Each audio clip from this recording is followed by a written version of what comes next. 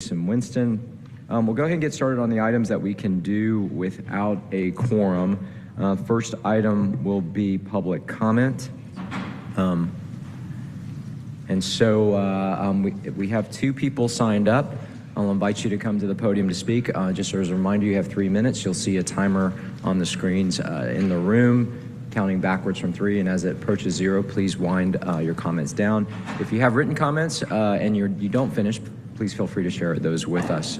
All right, first up is Adrian Coleman Tyler. Good afternoon. Good afternoon.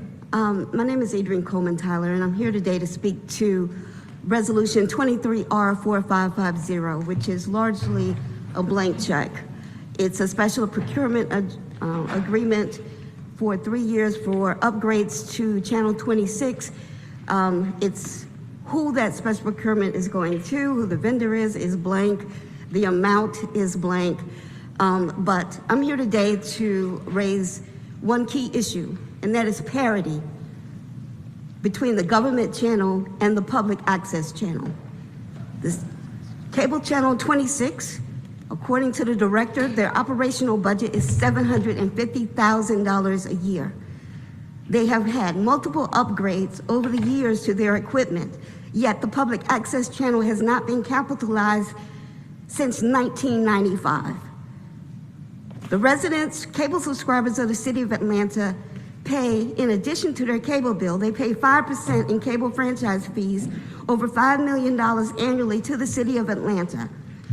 In addition, in 2019, in the cable franchise agreement, the franchise fees wasn't enough. The Atlanta City Council approved an additional 10 cents and 5 cents a month for the PEG capitalization grants, which was intended to capitalize the government and public access channel. To date, not one dime of that money has been applied to the public access channel. The public access channel has been grossly underfunded. If you consider $5 million annually at $750 a year, the government channel is being appropriated at 15% of the franchise agreement, and the public access channel less than 4%. As John Lewis once said, the cable franchise agreement is a community benefits agreement. Councilman Juan, I would argue, if I give you $1 as a citizen, and I tell you that you can spend 75 or 80 cents of that on whatever you want, all we ask is that you then invest 15 to 20 cents of that dollar into something that benefits us all. Why is that a hard sell on the city? Cable franchise fees should be invested into the public good. We're asking for 15 to 20%. So I'm here today, sir, to ask for parity and equity in terms of the funding of the public access channel compared to the government channel. I thank you. All right, thank you for your comments. Next up is Prophet Curtis Martin Hairston. You have 3 minutes.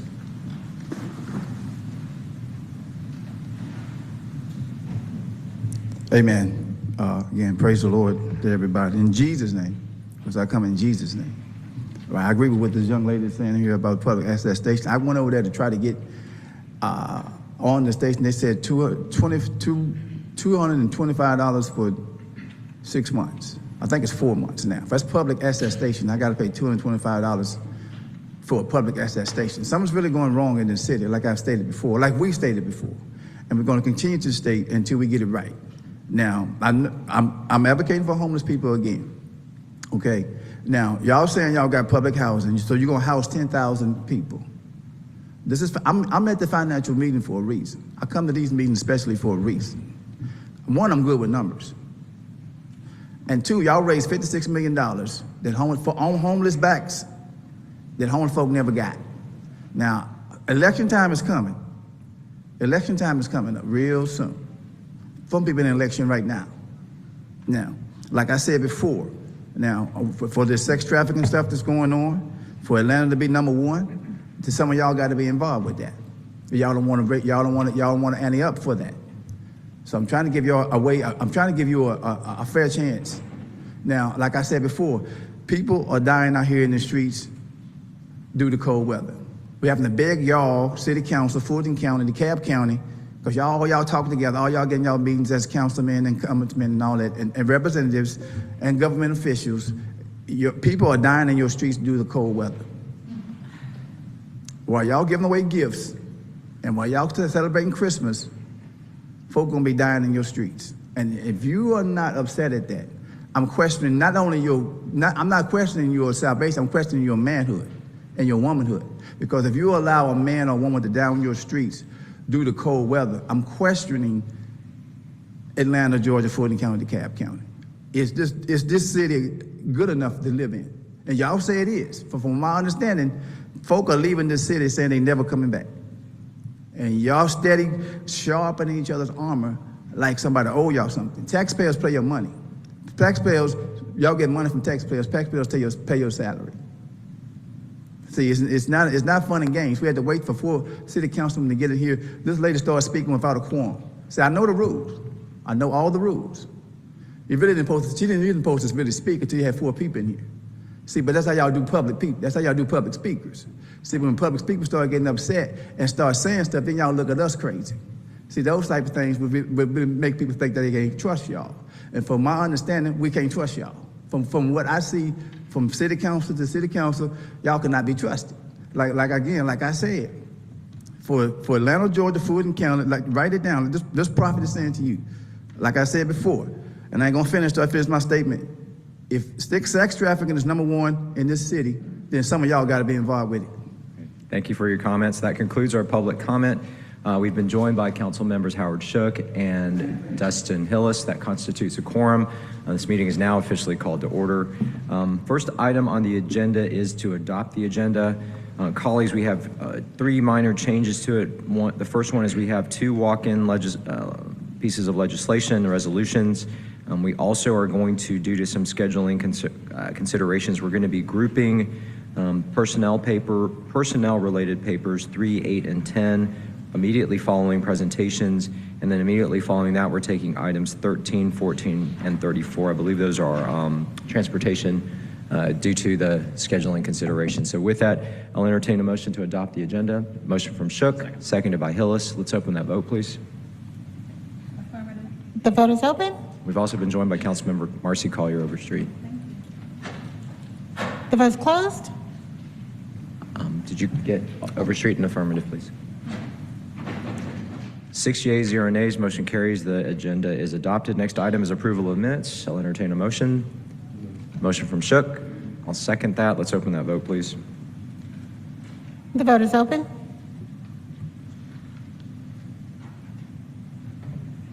The vote is closed. 6 yeas, 0 nays, motion carries. The minutes are approved. Next item is presentations, reports, and updates. Today we'll be hearing from Kenyatta Mitchell, Director of Office of Intergovernmental Affairs, with her legislative update. Exciting day today as folks are convening across the street. So Ms. Mitchell, you have the floor. Every day is exciting in government affairs. Good afternoon. I am Kenyatta Mitchell, the Director of Intergovernmental Affairs. In addition to the mayor, I want to thank DeAndre Eberhardt, the Deputy Director of Intergovernmental Affairs, as well as Councilman Bakhtiari, Chief Shearbaum, our housing experts, Josh and Chanel, as well as our stellar consultants, Marcy, Natalie, and Nick. As you can see, this is a team effort. It's working. Our first 3 items are unsurprising and are from our previous legislative agenda. We've started with these because they are of utmost priority to the city and its administration. First, the airport is owned and run by the City of Atlanta and will continue to do so in the future. The second, the same is said for each portion of the city. Atlanta is a city of neighborhoods. That bond will not be divided based on the whims of outsiders. Third, in addition to being a city of neighborhoods, we are a city of people, whether housed or unhoused. This administration is making strides in reducing our unhoused population. Criminalizing them and making their lives worse is not helpful. Wraparound services such as mental health care and affordable housing works. Adding additional people to our already burdened criminal justice system is ineffective. Now our goals. This is the happier part of our legislative agenda. We support House Bill 520. This is a wonderful piece of bipartisan mental health legislation. It is designed to meet the needs of individuals who continuously transition between homelessness, emergency rooms, and jail. This strains government resources and, more importantly, does nothing to effectively treat their mental health issues. House Bill 520, also known as the Speaker's Bill, would be a second piece of legislation from the Georgia General Assembly to address the deficiencies in our system. While not perfect, this is a vast improvement over our current system. The next is a homeless outreach card. You see Texas on there because we modeled this legislation based on what is legal in Texas. The homeless outreach card, or HOT card, can be seen as a companion to House Bill 520. This card will not confer citizenship, but it will provide a means to enter into federal, state, and local buildings where social services agencies are housed, and unfortunately you can't access without identification. The lack of identification also makes it more difficult to get a job, find a place to live, open a bank account, obtain veterans benefits, and sometimes even stay at a homeless shelter. A big issue that we've had over and over again is we get individuals, they say that they want to go into a homeless shelter and we can't get them in because they don't have proper ID. So we're trying to help those folks get off the street. The HOT card aims, HOT card is the acronym that we're going to be using. HOT card aims to eliminate boundaries the unhoused face in obtaining essential services such as health care and financial services. The state of Georgia does not allow cities to reduce impact fees. This makes affordable housing or increasing our housing supply of affordable housing more difficult. Waiving these fees or even reducing these fees will make our housing goals more attainable. This is for you, CFO Bala. We want to increase the general obligation bonds rendered without a referendum. Our ability to issue GO bonds without a referendum has been capped at $4 million for 56 years. In 1968, this represented 10% of our budget. Using a standard of 10%, we could technically be requesting $73 million, but we are merely asking for a $35 million provision that tracks with inflation so we don't have to come back and keep asking for these things year after year. The zoning procedures law revision is from our planning department. This corrects an error in the law that was passed last year. It requires the city to hold public hearings for each SAP application. This should be a simple cleanup bill, and we have individuals who are willing to sign on to this legislation and get it passed out of the House and Senate.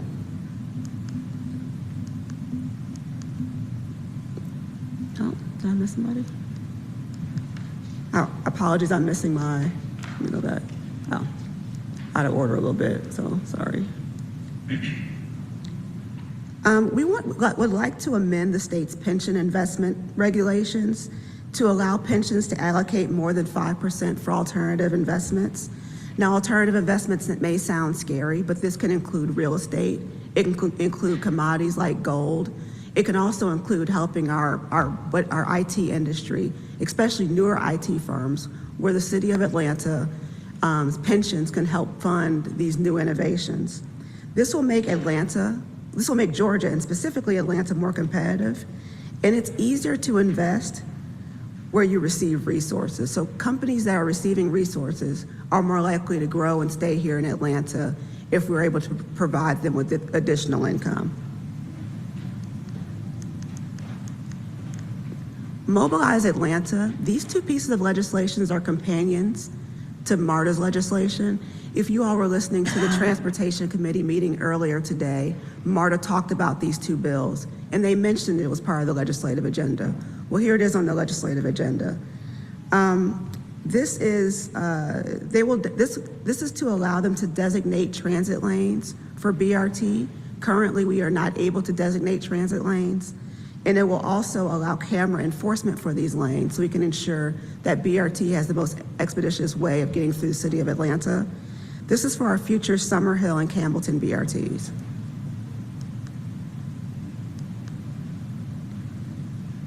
As far as protecting Atlanta families, this one's personally very important to me. We want to mirror a federal law against Glock switches. Glock switches are a small device that can be attached to a handgun and create an automatic weapon. This modification is currently against federal law. However, the federal government is not always willing to pursue these charges. Changing the law will allow the city to pursue these charges on our own without the assistance of the federal government. This includes my legislative overview, but I did want to take a few minutes to talk about special session. So special session is going on today. In fact, I'll be going back to the Capitol after we talk.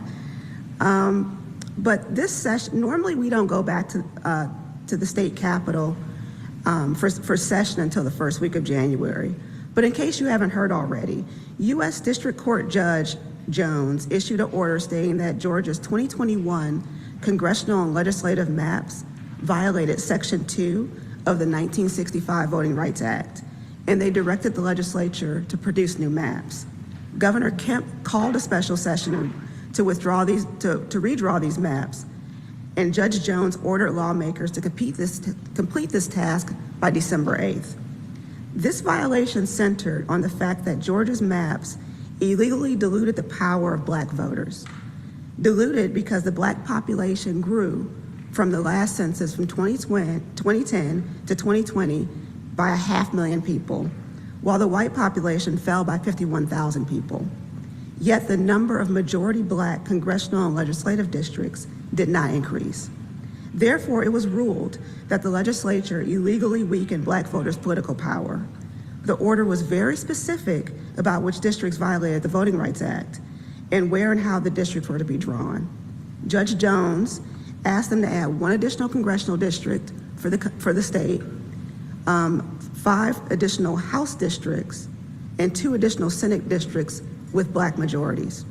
A new black majority congressional district, combined with similar rulings in other southern states, could allow the Democrats to reclaim the House in 2024 and narrowed Republican majorities as well as in 2024. I want to note that the state has appealed this ruling. If they win the appeal, Georgia would have new districts in 2024 and could revert back to the current lines in 2026. So I know that was a lot. Thank you all, and I will hold for questions. All right, thank you, Ms. Mitchell. Questions for Ms. Mitchell? I will start.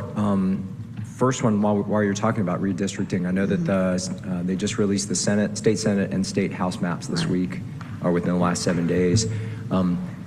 I didn't note any, but I didn't really dive into it much, and maybe you can speak to this. Any significant changes or impact to any of the Atlanta jurisdictions, either on the Senate side or the House side? So I do know on the House side, Syra Draper, who represents a portion of the city of Atlanta, as well as Becky Evans, right? Becky Evans, I'm sorry, apologies, Becky, I know she's probably watching this, have been drawn into the same district. Now, these are not finalized yet, but that's the only thing the only seat that really affects the city of Atlanta at this point. Okay, all right. So in terms of the Senate side, most of the changes were directed in Southwest Georgia, Southwest Atlanta. Is that correct? And DeKalb County. DeKalb. Oh, yeah. Okay. All right. Next question I have is regarding gaming. It seemed like there was a lot of momentum behind that last session. Are you hearing anything rumbling in pre-session at this point? More than rumbling. Okay. I've heard from the Lieutenant Governor's office and others that gaming will be coming back. Okay. There is an initiative towards using gaming funds to help with early education. So right now, pre-K starts at 4 years old. There is a push that the administration really supports that would bring it to 3 years old, or if there's some flexibility with 4, so say your child turns 4 in October, that they could start going to pre-K January 1st of the year they turn 4 years old. So there's some flexibility we're trying to work on to ensure that we can get early childhood for younger children. All right, so I trust we'll be watching that one closely. Oh, yeah. Those are really my only 2 questions. There's observation too. I know that there was conversation amongst legislators earlier this fall about the significant surplus that Georgia has right now or is enjoying. So it'll be interesting to see what happens with that. particularly coupled with Medicaid expansion, either 24 or 25. Didn't know if you had any comments on that before I turn it over to my colleague. So the Democratic Party, both House and Senate, are pushing CON. So CON is Certificate of Need. In the state of Georgia, if you want to open another medical facility, such as a hospital, you have to request permission. And why do they make them do that? They make them do that because hospitals work on a very thin margin. And if you take away the areas where they can generate a profit, typically like your knee replacements, hip replacements, things like that, and allow them only to have emergency rooms or intensive care, they'll typically go out of business. So CON requires that they make a special request before Department of Community Health before they go on. Democrats are saying that for them to approve any changes to CON, that we would have to have expansion of health care. So we'll see where that goes. I am probably the most optimistic about expansion than I have been in many years. Okay. So I'll say that much. That's good to know. All right, we've been joined by Councilmember Liliana Bakhtiari. Councilmember Winston, you have the floor. Thank you, Mr. Chair. Thank you for the update, Ms. Mitchell. I did have one quick question around the MARTA BRT. I've had conversations with MARTA as a large portion of that BRT will be coming in District 1. And they are pretty much betting on being able to succeed in implementing camera enforcement. And it's, I look at it as being something that's very critical for the success of the project. How are you feeling about, this being able to make it through this legislative cycle? So camera enforcement is always extremely controversial in the Georgia General Assembly. There are feelings amongst members of the General Assembly that camera enforcement is a way that cities are able to receive additional fees from people. This is obviously a lot different, right? This is very specific. This is for a specific area and for a specific purpose. For those reasons, I think this has a higher possibility of being successful than camera enforcement typically is in the General Assembly. Okay. All right. Thank you. Councilmember Bakhtiari, you have a question. Yes, ma'am. I haven't even said anything yet. You're already laughing at me. It's fine. I know that they were going into special session. I believe you touched on this already, and I apologize for walking in late. I was looking at the maps that have initially been drawn. I'm a little confused. I thought they were sent back to not because they had gerrymandered them so badly, and it seems that they're just continuing that mistake. Is there a lack of understanding of how to draw a map? I'm just curious, and maybe you can translate that for me. Is that rhetorical? Oh, yeah. No. This is actually. I would love to understand. So- Because I'm looking at what they're proposing, and it just seems like the exact same thing again. So, just trying to understand. Redistricting is the most political process in a political system. It might be best if the people that are, I don't know, the electeds aren't the ones drawing their own lines. That could probably work. I believe Senator Parent tried to do that, and it was called the Freedom Act, and I believe it was voted down. And she's been redistricted, so. Yes, it has been. Yeah, so, look, I like to split the two between the House and the Senate. The House, much more closely aligned with Judge Jones's ruling. The Senate was a bit more flexible in how they interpreted Judge Jones's ruling. Look, these things they haven't been voted on. They're not permanent at this point. It is still in a negotiation phase, and we have until December 7th, which in the Georgia General Assembly is a very long time. So what we end up with and what we have now may be two different. Do you hope that there will be positive conversations that will yield in something that is not so terribly gentrified gerrymandered, that Black constituents will not be without proper representation? So the interesting thing about that is that where we are splicing terms is that it is perfectly legal to draw maps based on party affiliation as opposed to race.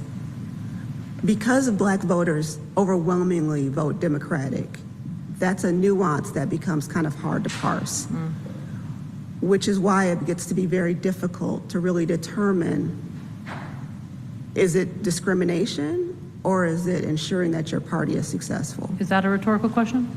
I'm trying to answer. Okay. I'll keep my answer to myself for now. Well, I will add this point. Hope is something that I've been at the Capitol for 23 years. Hope is, And she's only 35. yeah, hope is a hard word to conjure when you deal. So, And yet, I love session. So, okay, thank you very much for that. you're welcome. I guess we will wait and see what happens on We will. December 7th and over the next few weeks.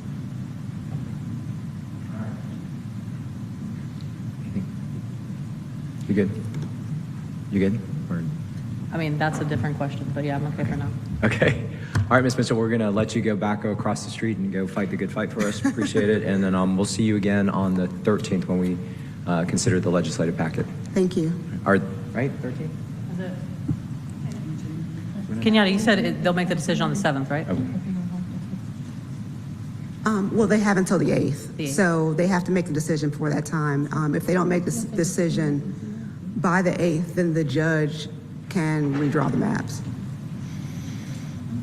Sorry, one more question. Let's say that the way they draw the maps is undoubtedly going to erase certain districts and pit certain representatives from the same party against each other or draw them in. Will they have to have elections? Do we know when those elections would take place, or is that to be determined at another time? So there will not be special elections. This will be just the regular process. So we'll go on the regular legislative.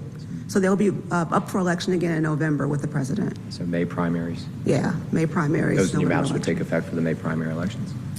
Well, All right, thank you, Ms. 2024 just became much scarier. Yeah, Thank it's you. going to be interesting. All right, thank you, Ms. Mitchell. All right, that concludes our presentations. We'll now move on to our regular agenda. And colleagues, you'll recall that I said we're going to go out of order just a little bit to respect some folks' calendars. The first item will be 23-0-1626. There is a substitute for this. This is the mid-year personnel paper. I'm going to read it in and then make the motion to bring it forward. It's an ordinance by Finance Executive Committee to amend Chapter 114, Personnel, Article 4, Classification Plan of the Code of Ordinances, City of Atlanta, Georgia, so as to provide for certain position abolishments, creations, reclassifications, class creations, above entry authorizations, employee position transfers, position funding allocation changes, and other personnel actions in line with the FY 2024 budget and for other purposes. The substitute attaches the actual personnel actions. I'll make the motion to bring it forward, and it's seconded by Bakhtiari. Let's open that vote, please. The vote is open.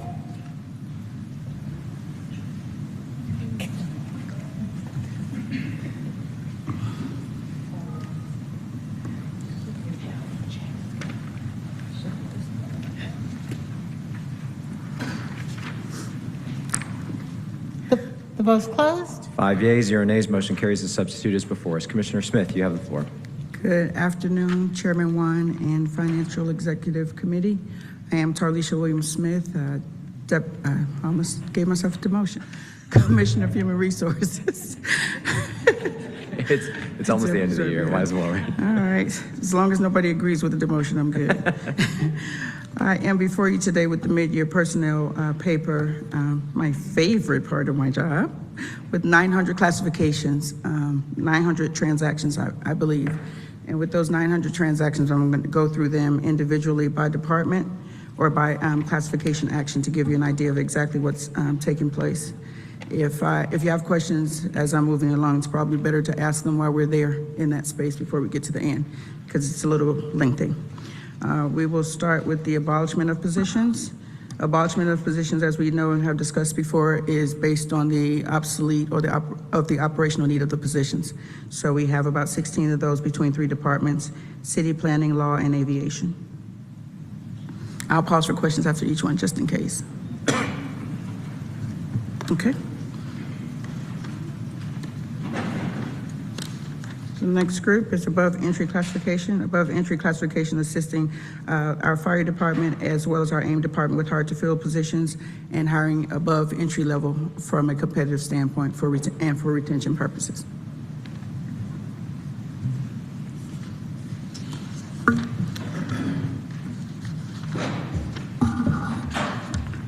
And that is organization-wide. The next one is for above entry for positions within specific departments for specific positions. We have about 42 of those in Fire Parks, AIM, and the Citizens Review Board. Before you move on, so Yes. remind me the difference between above entry position and above entry classification. The classification speaks to the classification citywide, and the position speaks to it specifically by department. Thank you. You're welcome. Class title amendments, basically, we've had some adjustments to some of the class titles based on the actual work that is being done. We have several, because we haven't had a classification and compensation study in several years, we've had to address some of the job descriptions, job duties of the positions and realign. So you'll see the class title amendments as well as some reclassifications coming forward. And then city planning, executive, and labor this go round. Questions? Classification creations, these are several of the departments, police, labor, human resources, PD, fire, AIM, corrections, and executive. And these are the new creations to actually reflect real life and real-time responsibilities that the employees have at this time.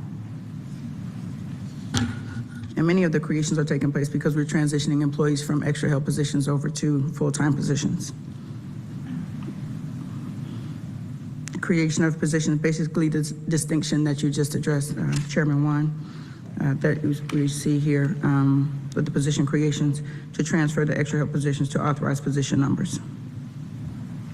All right, I'm going to hit the pause button here. This is a jaw-dropping number, so I think we need to stop. And so does this, let's start with the big number first, 324.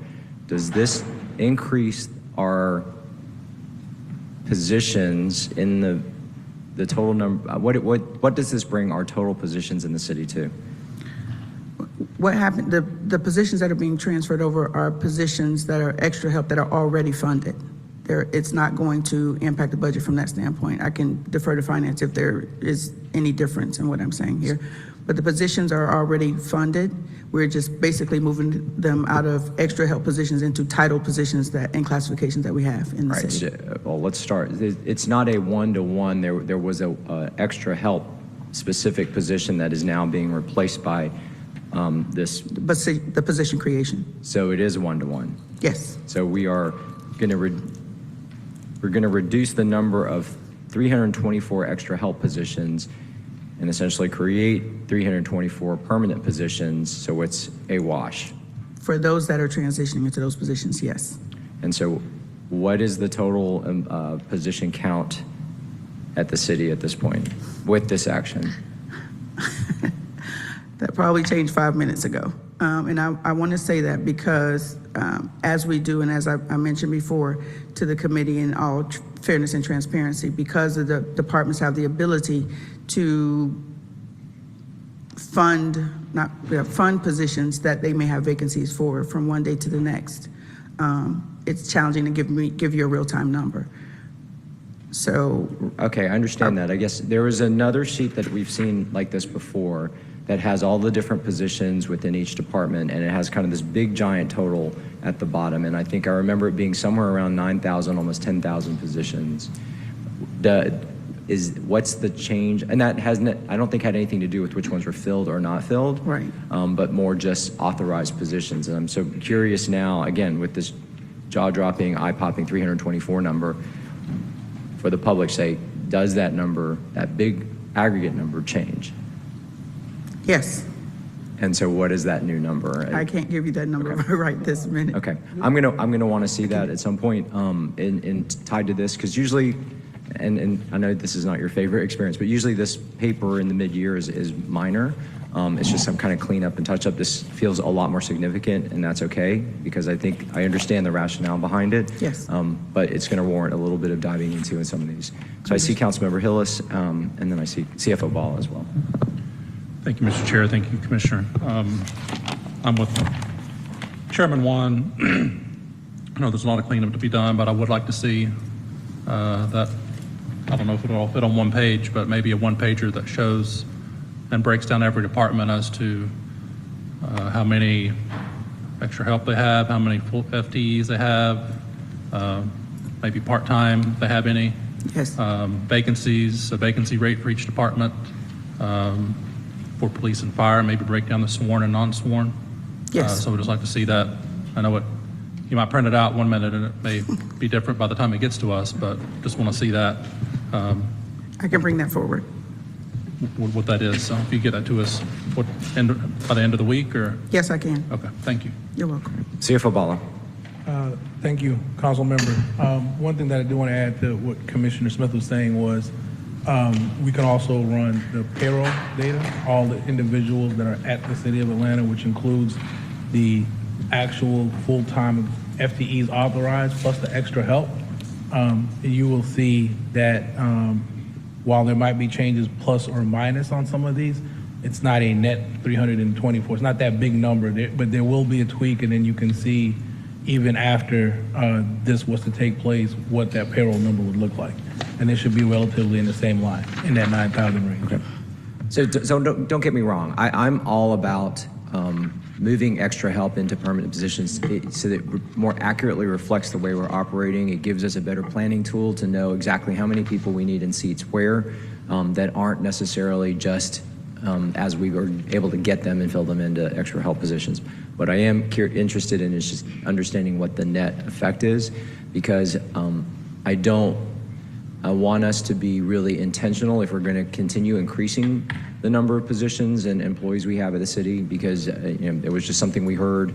We have heard kind of as we are coming out of the pandemic that we're starting to grow bigger than perhaps we need to be, and this only fuels that argument. So yeah, CFO Ball, I don't know if I know both of y'all understand what I'm saying. So whatever analytics y'all can give me on this. And we will be able to do that, and part of that process in working in concert with finance is making sure we do that, especially because we have the classification and compensation study. So we want to have as many definitive positions as we can moving forward and help us to forecast for the next budget cycle. Okay, thank you. And I guess I'm also surprised to see enterprise assets up there with the largest number. So can someone just conceptually explain to me why that's the case? I can ask them to come forward, but I can tell you how many numbers of projects that they have moving forward and that they need to, and the trades and skills positions, that they need the staffing. So have they just been operating with extra help this whole time? And So there was a significant number of extra help, but they've also been heavily reliant on contracting services for many of the buildings, and there is a kind of a budgetary thought around having full-time staff and not utilizing as much contract staff. So some of these positions will be newly created positions, and that will be offset by reduction in contracted service. okay, and same question for executive offices. 42, that's a pretty significant number. Yes, DEEM is creating the position to support the Moving Atlanta Forward infrastructure bond and additional positions to maintain the current operation of our facilities. So that's DEEM. What about the executive offices positions? Pretty much the same, with the same, because we have so many projects across the city, and with the operational levels, like Chief Bala said, we have had a lot of consultancy services out there, and we're really trying to bring some of that in-house. Okay, so wait, am I hearing you right? The executive office positions are mostly facilities related? No. Oh, no. No. I was speaking to Dean. We asked about Dean first. Oh, I see someone coming up. Oh, come on, Chief. Come on.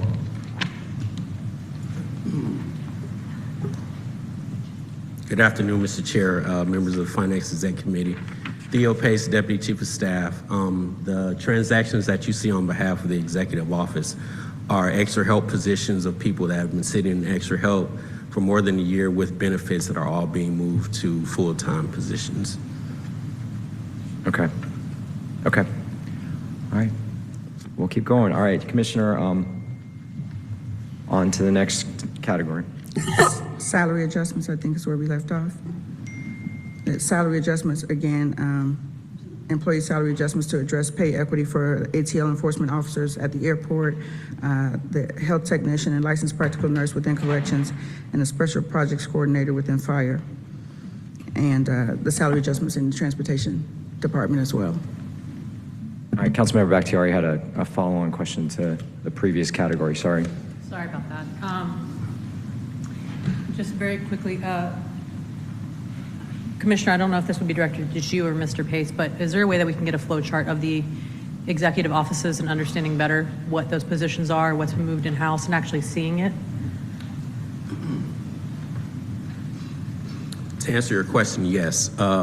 So what you've seen over the course of the last year or so, you've seen a number of pieces of legislation come before this committee, cleaning up a lot of offices, whether that be our Office of International and Immigrant Affairs, Office of Sustainability and Resilience. So the first thing that we've done is get the right people on the right bus. Now we're putting them all in the right seat. So this is kind of the second step that you see as it relates to personnel within the executive office.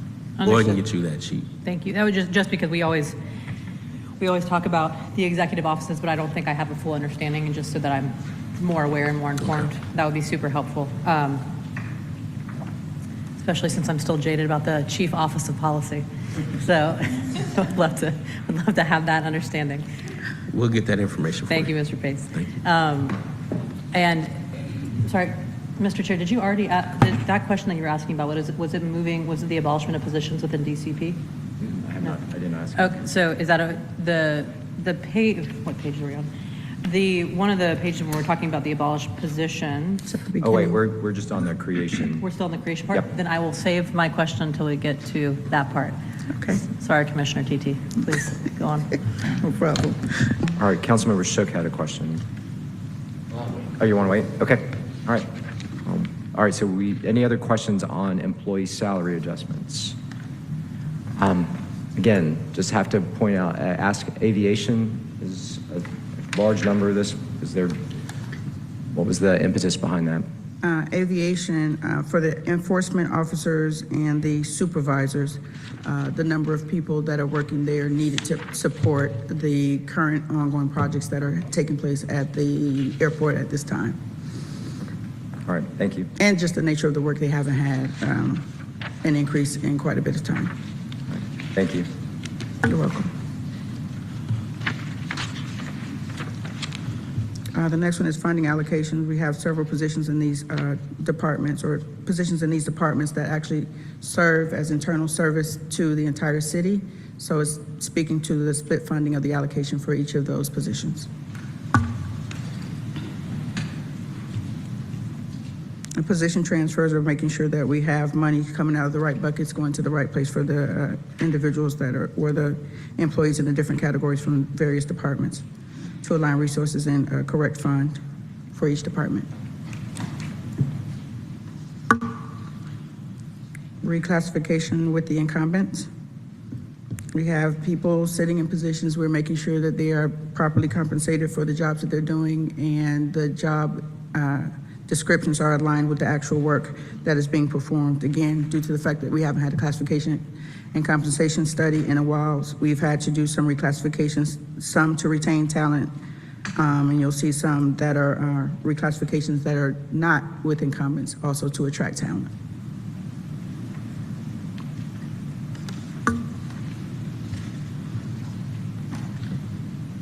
Questions on those two? Salary grade amendment, we needed to realign this because we have some of the employees in, I believe, in corrections. Well, I'm getting ahead of myself. This salary grade amendment page refers to taking into account internal and external market considerations, which address compensation and to remain competitive in industry while we're ensuring equity. But we also have some moving forward. If we keep moving forward, the additional action coming over to the next page. 2 slides. Thank you.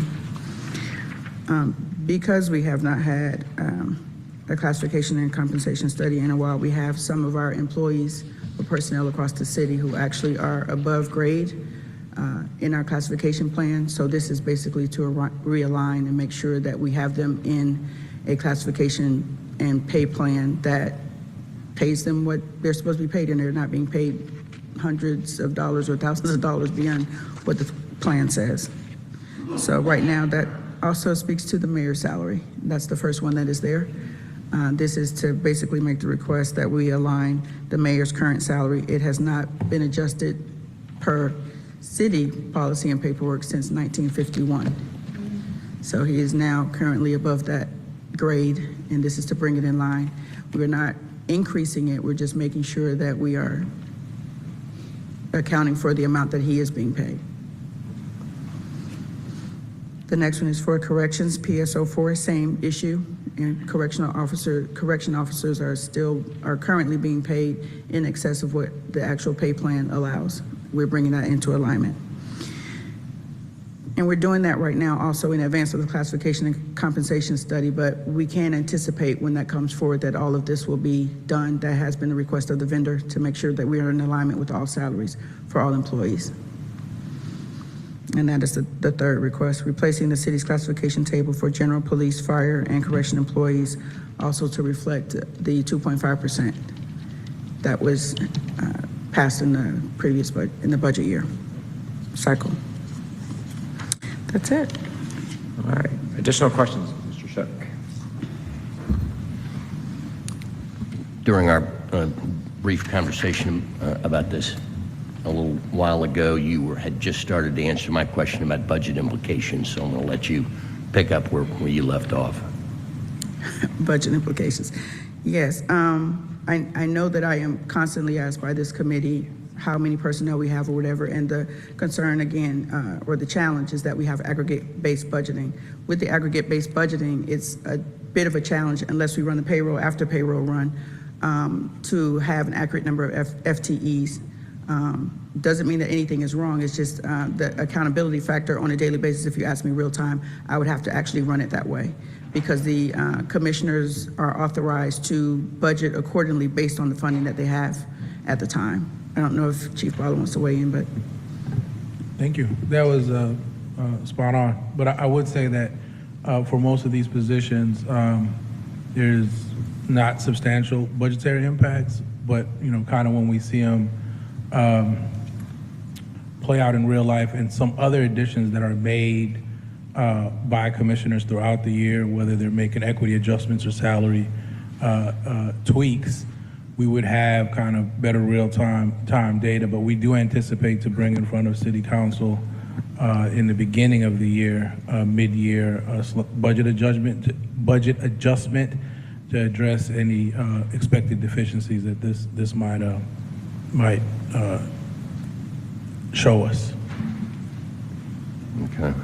Relatedly, for you to do your job as efficiently as I know you would like, you have to rely on many, many, many partners. Should we be expecting a big, hefty substitute Monday? What was the question? Because you can't make everyone turn in their homework on time. Are we going to get a 5-inch thick substitute? I hope it's not too big. I don't think so. I don't think that's anticipated. Based on the conversations and discussions that I've had with the CFO, I don't think we anticipate too many more. And then what's the relationship between this proposal and the paying class study? Well, Which is kind of informing which, or preparing for which? actually, it's a very good question. We have, just as the CFO just mentioned, have had to make tweaks for retention purposes. We've had to go above salary for others because if we actually wait for the full implementation of the classification and pay study, we may lose a lot of very important talent or a knowledge base that we should not lose for operational efficiency.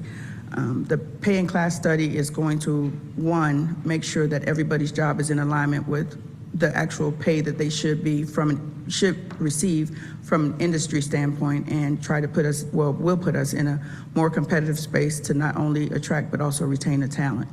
This paper and any of the papers coming forward are always, I guess, attempting to, or the intent is to make sure that the employees are receiving the appropriate salaries and they're in a proper place and that the city is accounting for them appropriately.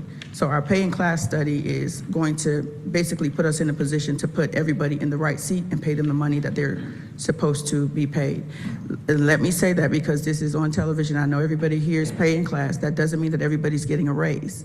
It means that we are aligning the positions and the classifications to be able to benchmark against an industry standard for the work that is being done for the city of Atlanta.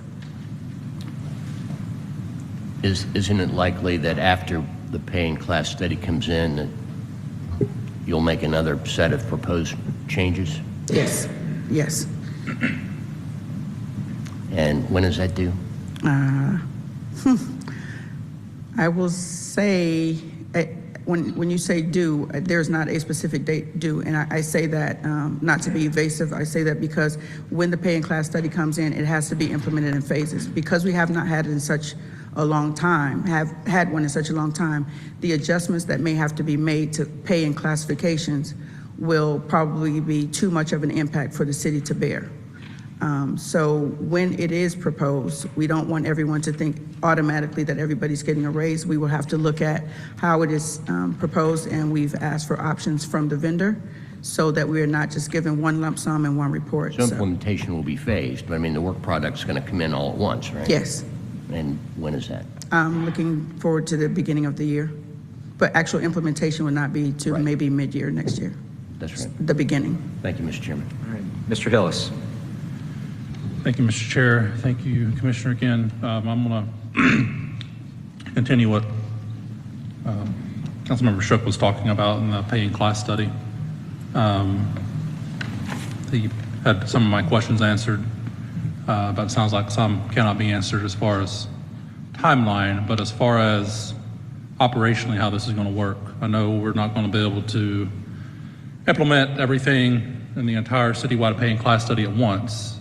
So to that point, is HR want to say, hey, we've gotten these 3 or 4 departments done, here you go, here's their studies? Or are you waiting until you get the whole entire city done and popping down this 50-pound book on our desk and say, here's the city's entire pay and class study, y'all figure out how to implement it? Or are we getting it piecemeal so it can be implemented in a acceptable fashion? Okay. We won't receive a piecemeal. We'll receive a final product, but it has to be reviewed in a way that we look at it equitably across the city to make sure that we look at departments where, and we want implementation to take place where we've had the challenges, the most challenges for retention and recruitment in the city, and also looking at the cost factor. We know that we have some people who really need to make more money, and we have some people who are okay in this economy. And we want to make sure that all those economies of scale are looked at before the implementation takes place. I will not be premature in speaking to that before having an opportunity to sit down with the mayor once the pay and class comes in to see what the options are for us. I have asked for several options and iterations for budgetary purposes and impact so that it can be reviewed by the CFO before it's presented, but I don't think it's wise to accept it piecemeal and apply it because we need to look at the total result or the final report to look at it globally for the impact that it will have across the city, because it definitely will not be able to be implemented in one fell swoop. Okay, so, I mean, part of the problem with that is if we don't get it piecemeal, I mean, we're obviously going to implement it piecemeal. So let's say we don't get it until a year from now, I don't know. No, it won't be that long. And, well, I'm just throwing it out there. Yeah. As we both acknowledge, we're not going to be able to implement the entirety of the study at once. We're going to, prioritize departments like you mentioned, but then, when do those last 4 or 5 departments get implemented? Is it another year, another 2 years, another 3 years? Because by then the study's obsolete and you have to redo the study That for makes those departments. perfect sense. I won't know that, and I'm not in a position to answer that because I haven't seen how big or how good or bad it is. Once we receive that, we will be able to come forward and let you all know. I believe once the study comes back and we're able to review it and look at the way that it's being prioritized, we'll come back before you and give you the update. I don't have an update right now because they are in the wrap-up phase. And I anticipate at the beginning of the year, we will have an opportunity to come back before you and have a discussion and share with you our findings, and then start looking forward to how we're going to move forward with implementation. It will not be done in a vacuum. But you think we'll have the full study in the first quarter? Yes, sir. Okay. Thank you. You're welcome. All right, Councilmember Bakhtiari. Thank you. Hey, Commissioner. Hi. I was just curious, the page that in the presentation that talked about the abolishment of positions, Yes. I saw that there were, I want to say 7 for DCP, and I just wanted to check in on that. Given the fact that I was concerned that I'm concerned that DCP is already understaffed, so I was wondering if you could just shed, I'm sorry, 8 position. I was wondering if you could shed light on what that has entailed. I have to go back and look, but I do know that, remember, we had the Institute of Professional Development, and there were some classification changes. I wanted to think that some of these positions may have been positions that the employees were promoted from, but I have to ask DCP. Okay. Is there a representative here from planning? Just Oh, don't worry, Janity's here to save the day. always. Are these from the Institute? Yes, they are. As a matter of fact, you're spot on. Good afternoon, council members. And- Commissioner Smith is spot on. We And Ms. recently Sitterfeld, went just- through some. Introduce sorry. yourself. Oh, I'm for the- sorry. That's I okay. totally forgot. I thought Councilmember Bakhtiari had introduced me. Janity Sitterfeld, Department of City Planning, Deputy Commissioner. If you want, I can make that part of my, I'll just introduce you from now on. Happy to do that. I got you, Janity. Appreciate it. We recently went through some restructuring to improve our permitting process, and as a result of that, we created a whole new category of positions that did not exist before, called Building and Development Services Coordinators, which went through the institute that the Institute of the Mayor's Professional Development sometime last summer, and so. Pardon? April 4th. Yeah, April 4th. So these positions are being abolished because they are now being replaced with upgraded positions that are represented in the positions created. Understood. So these individuals will actually just be reassigned to different positions? They have already been. They've already been, okay. They have already Yes. filled new positions. So I just wanted to ensure that we were not just, No, We're not eliminating people. we understand how important our staff is, Councilmember Bakhtiari. I know you do, and I'm just, So- I'm just a bit protective given, I still don't think that we created our Office of Policy in the best way but being with an interim commissioner before our new commissioner came in, and I've been concerned that we took a lot of people out of DCP without really replacing them. So I just wanted to ensure that that wasn't happening again, not that. Some of those created positions are also to compensate for staffing needs in the Office of Housing and Community Development as well. Fantastic. Thank you. Thank you. That's all for me, Commissioner Titi. Thank you. Thank you. All right. Any other questions? So I want to make sure I've got an accurate inventory of the things that we've requested. I know for me, it was an updated chart of all the positions within the city by department, kind of against what we saw during the budget process. And again, I think it's just wanting to know the total of positions by department and then aggregate on the city. The other request is this mapping of positions created against the extra help, just so that we understand exactly how, we can see that shift and how close to one-to-one we are on that, both in aggregate as well as by department. Councilmember Hillis, you had a request as well. Was that the same as the aggregate number of employee, or was you wanted actual employees filled positions at the time, right, or no? Yeah, just a detail of filled, vacant, Okay. whether they're funded, unfunded, et cetera. The same that you would like, Chairman Wan, and as well as a vacancy report. Is that what you're asking for, Councilman Wan? Okay. All right, was there any other requested pieces of information? Oh, executive office flow chart for, org chart for Councilmember Bakhtiari. Okay. Any other discussion on this paper? Okay, there's a motion from Shook, and that will be? I'm going to operate under the assumption that we want all those as conditions. Correct. And so, okay, that'll be my motion to approve on the Okay. conditions listed. Motion from Shook to approve on condition, seconded by Hillis. Any further discussion? Seeing none, let's open the vote, please. The vote is open. Polls closed. 7 yeas, 0 nays, motion carries. Item is approved on condition. Okay, while you're up there, we're going to go ahead and take the other two personnel-related papers. First item is number 8, and that is 23-0-1658. There is a substitute for this. 1654, I'm sorry. There we go. Ordinance by Councilmember Alex Wan is substituted by the Finance Executive Committee, authorizing the Chief Financial Officer to provide payment of 1/4 of the existing accumulated hazard pay compensatory time awarded during the COVID-19 pandemic, labeled as accrued FFCRA, to provide that following the payment authorized hereby, any remaining accumulated hazard pay compensatory time labeled as accrued FFCRA shall be lost, and for other purposes. I'll move to bring the substitute forward, which clarifies language in sections 1 and 3. It's seconded by Bakhtiari. Let's open that vote to bring forward the substitute.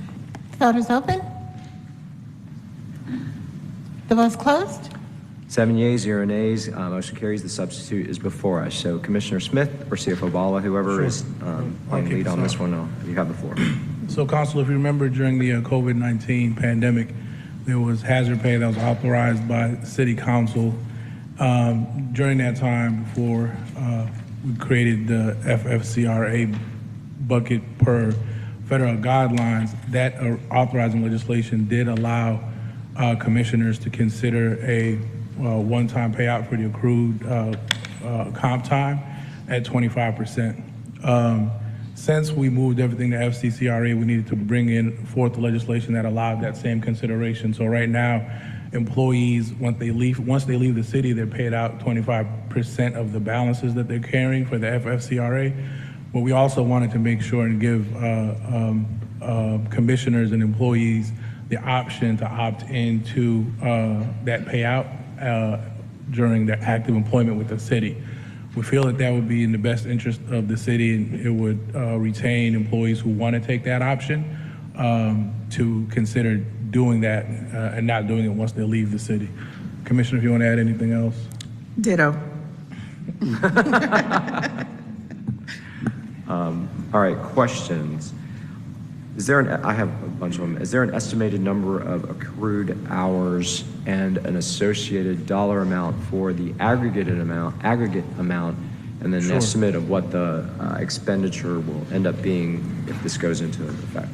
So we can look at it from a citywide perspective. If all employees opted in, because they're not all going to, but if they did, at a citywide perspective, looking at all the enterprises, including the general fund, it's about 702,000 hours, which is roughly about $6 million in payout. The general fund portion of that is $3.5 million. It's $500,000, you said? $3.5 million. Again, we don't, we probably anticipate the actual financial cost to be less than that, depending on who opts in or who opts out, and how commissioners structure that for their organizations. So just to clarify, $702,000 that are on our books right now for 700 hours. Right, hours for FFCRA. The $6 million is if we pay out 25% of that. Right. Okay, of which general fund comprises $3.5 million. Correct.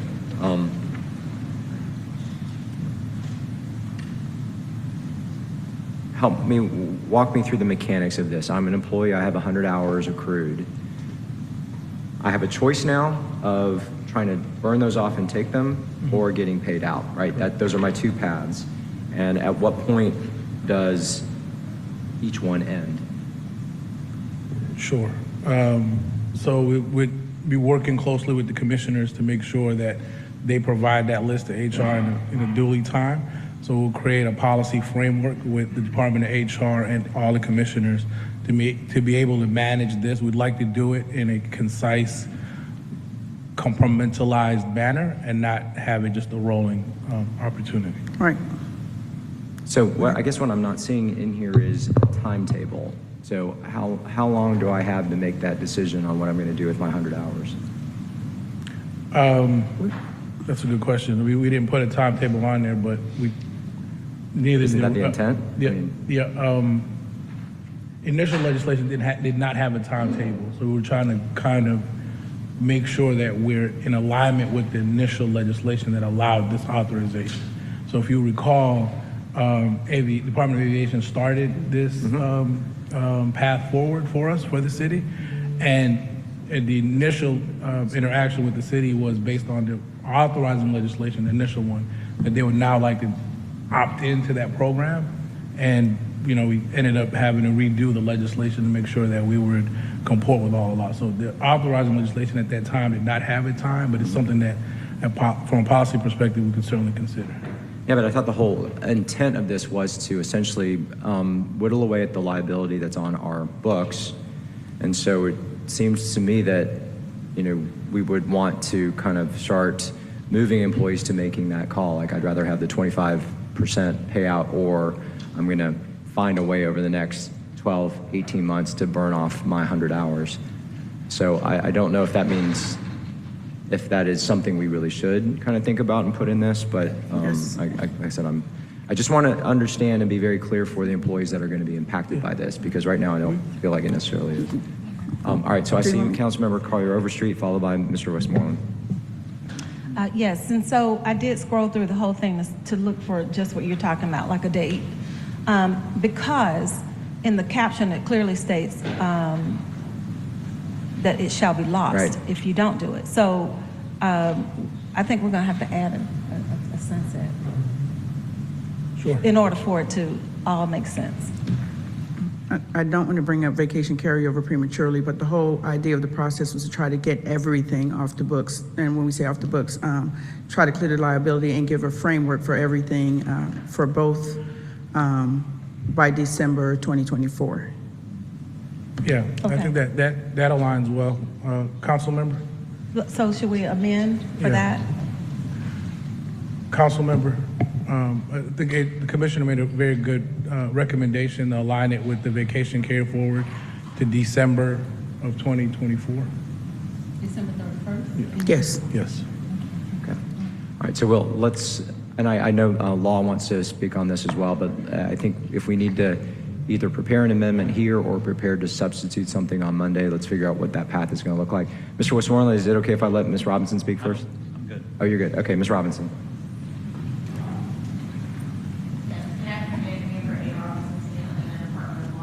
As drafted, and of course this is a policy decision, the way the payout will work is upon there being funding and upon an employee's election to cash out a fourth of their hazard pay comp time, they would be able to do so, and they would retain that ability for as long as they're employed. There would be no sunset on that ability as drafted. Okay. Obviously, that could change. There is another component of this as well, which allows a person upon separation from the city, whenever that is, assuming that they have gone throughout the rest of their employment, having chosen not to get that 1/4 cash out, they would then be paid automatically 1/4 of the value of the hazard pay comp time upon separation. So, and those were the timelines that were, as CFO stated, anticipated in the original executive orders and the original ordinance. So I would only advise that any sunset of this ability would need to be there would need to be consideration of, would you take away the part of the ordinance that applies to persons upon separation? Gotcha. Okay, thank you. It sounds like, and I'll recognize Councilmember Bakhtiari in a second, it sounds like we're going to need a substitute by Monday that adds the sunset and then does the additional language that the law has suggested, just to make sure everything ties together in a way that's clear and doesn't conflict with anything. All right, Councilmember Bakhtiari. Sorry, Ms. Robinson, thank you. To follow up on that, wait, so does that include, you're speaking to even if the employees chose not to take the option to get the payout and still not able to take time to, could you explain that they choose not to take this option? If an employee were to choose not to take the 1/4 payout upon approval of the department head and availability of funding, and just instead opted to maintain the comp time on their books, they would continue to be able to use the comp time. They would not be able to, I mean, if they have chosen not to take cash for it. And then upon separation from the city, assuming that the comp time was not exhausted by the employee, upon separation, they would then receive a 1/4 payout of the value of any remaining hazard pay comp time, improperly labeled as FFCRA comp time. So there'd be something automatic. So if the employee doesn't take the option to get a payout and is still not, and doesn't take and is not able to take their time off, they will still automatically get a 1/4 payout, but it won't go away, or the offer will expire at some point and they'll just get some kind of payout.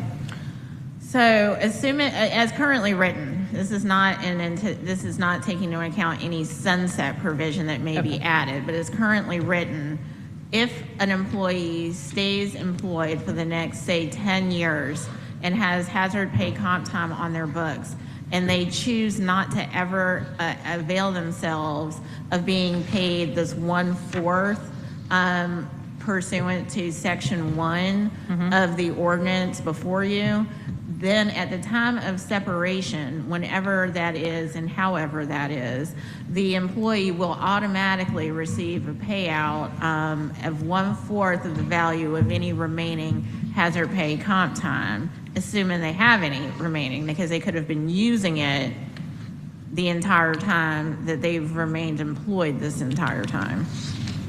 Okay. Thank you. And you spoke about the FFCRA time as well?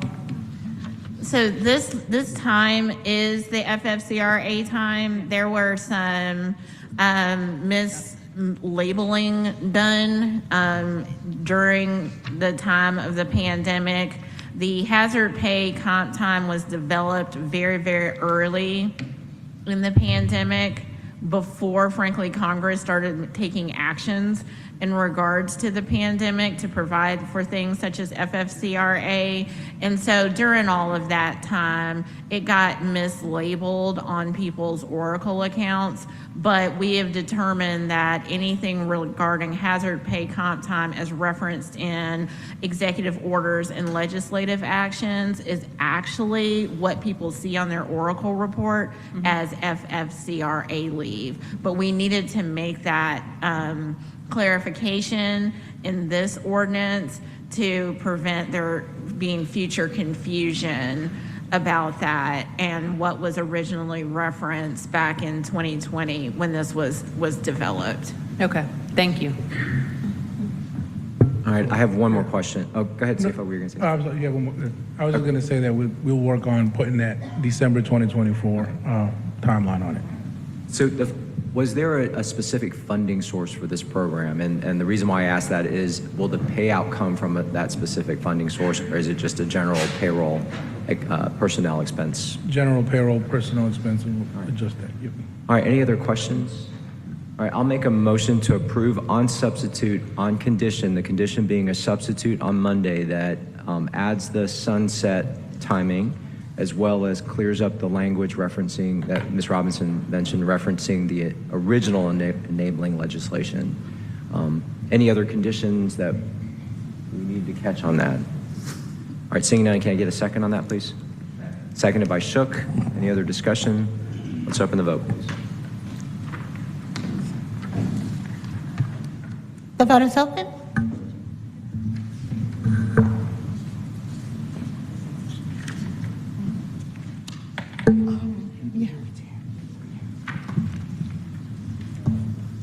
The vote's closed. All right, 7 yeas, 0 nays, the motion carries. Item is approved on substitute on condition.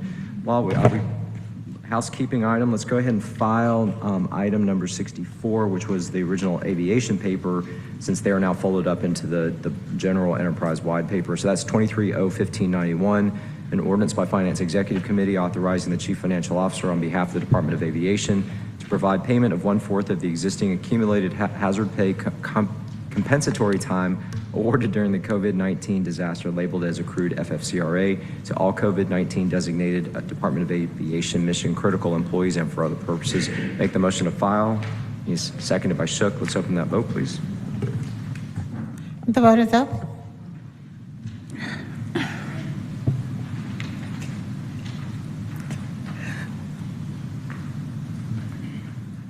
The vote's closed. 7 yeas, 0 nays. Motion carries. That item is filed. Next item, 23-01656. This is item number 10.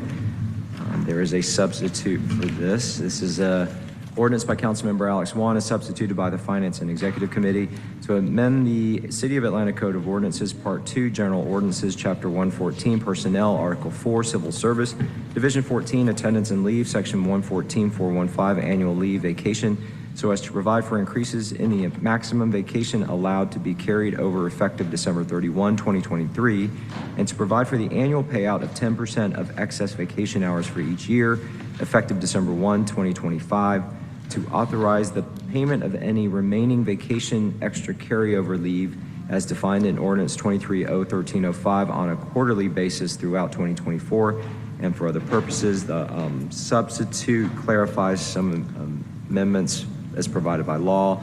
I'll make the motion to bring that forward. Seconded by Shook. Let's open that vote, please. The vote is open. The vote's closed. 7 yeas, 0 nays. Motion carries. Substitute is before us.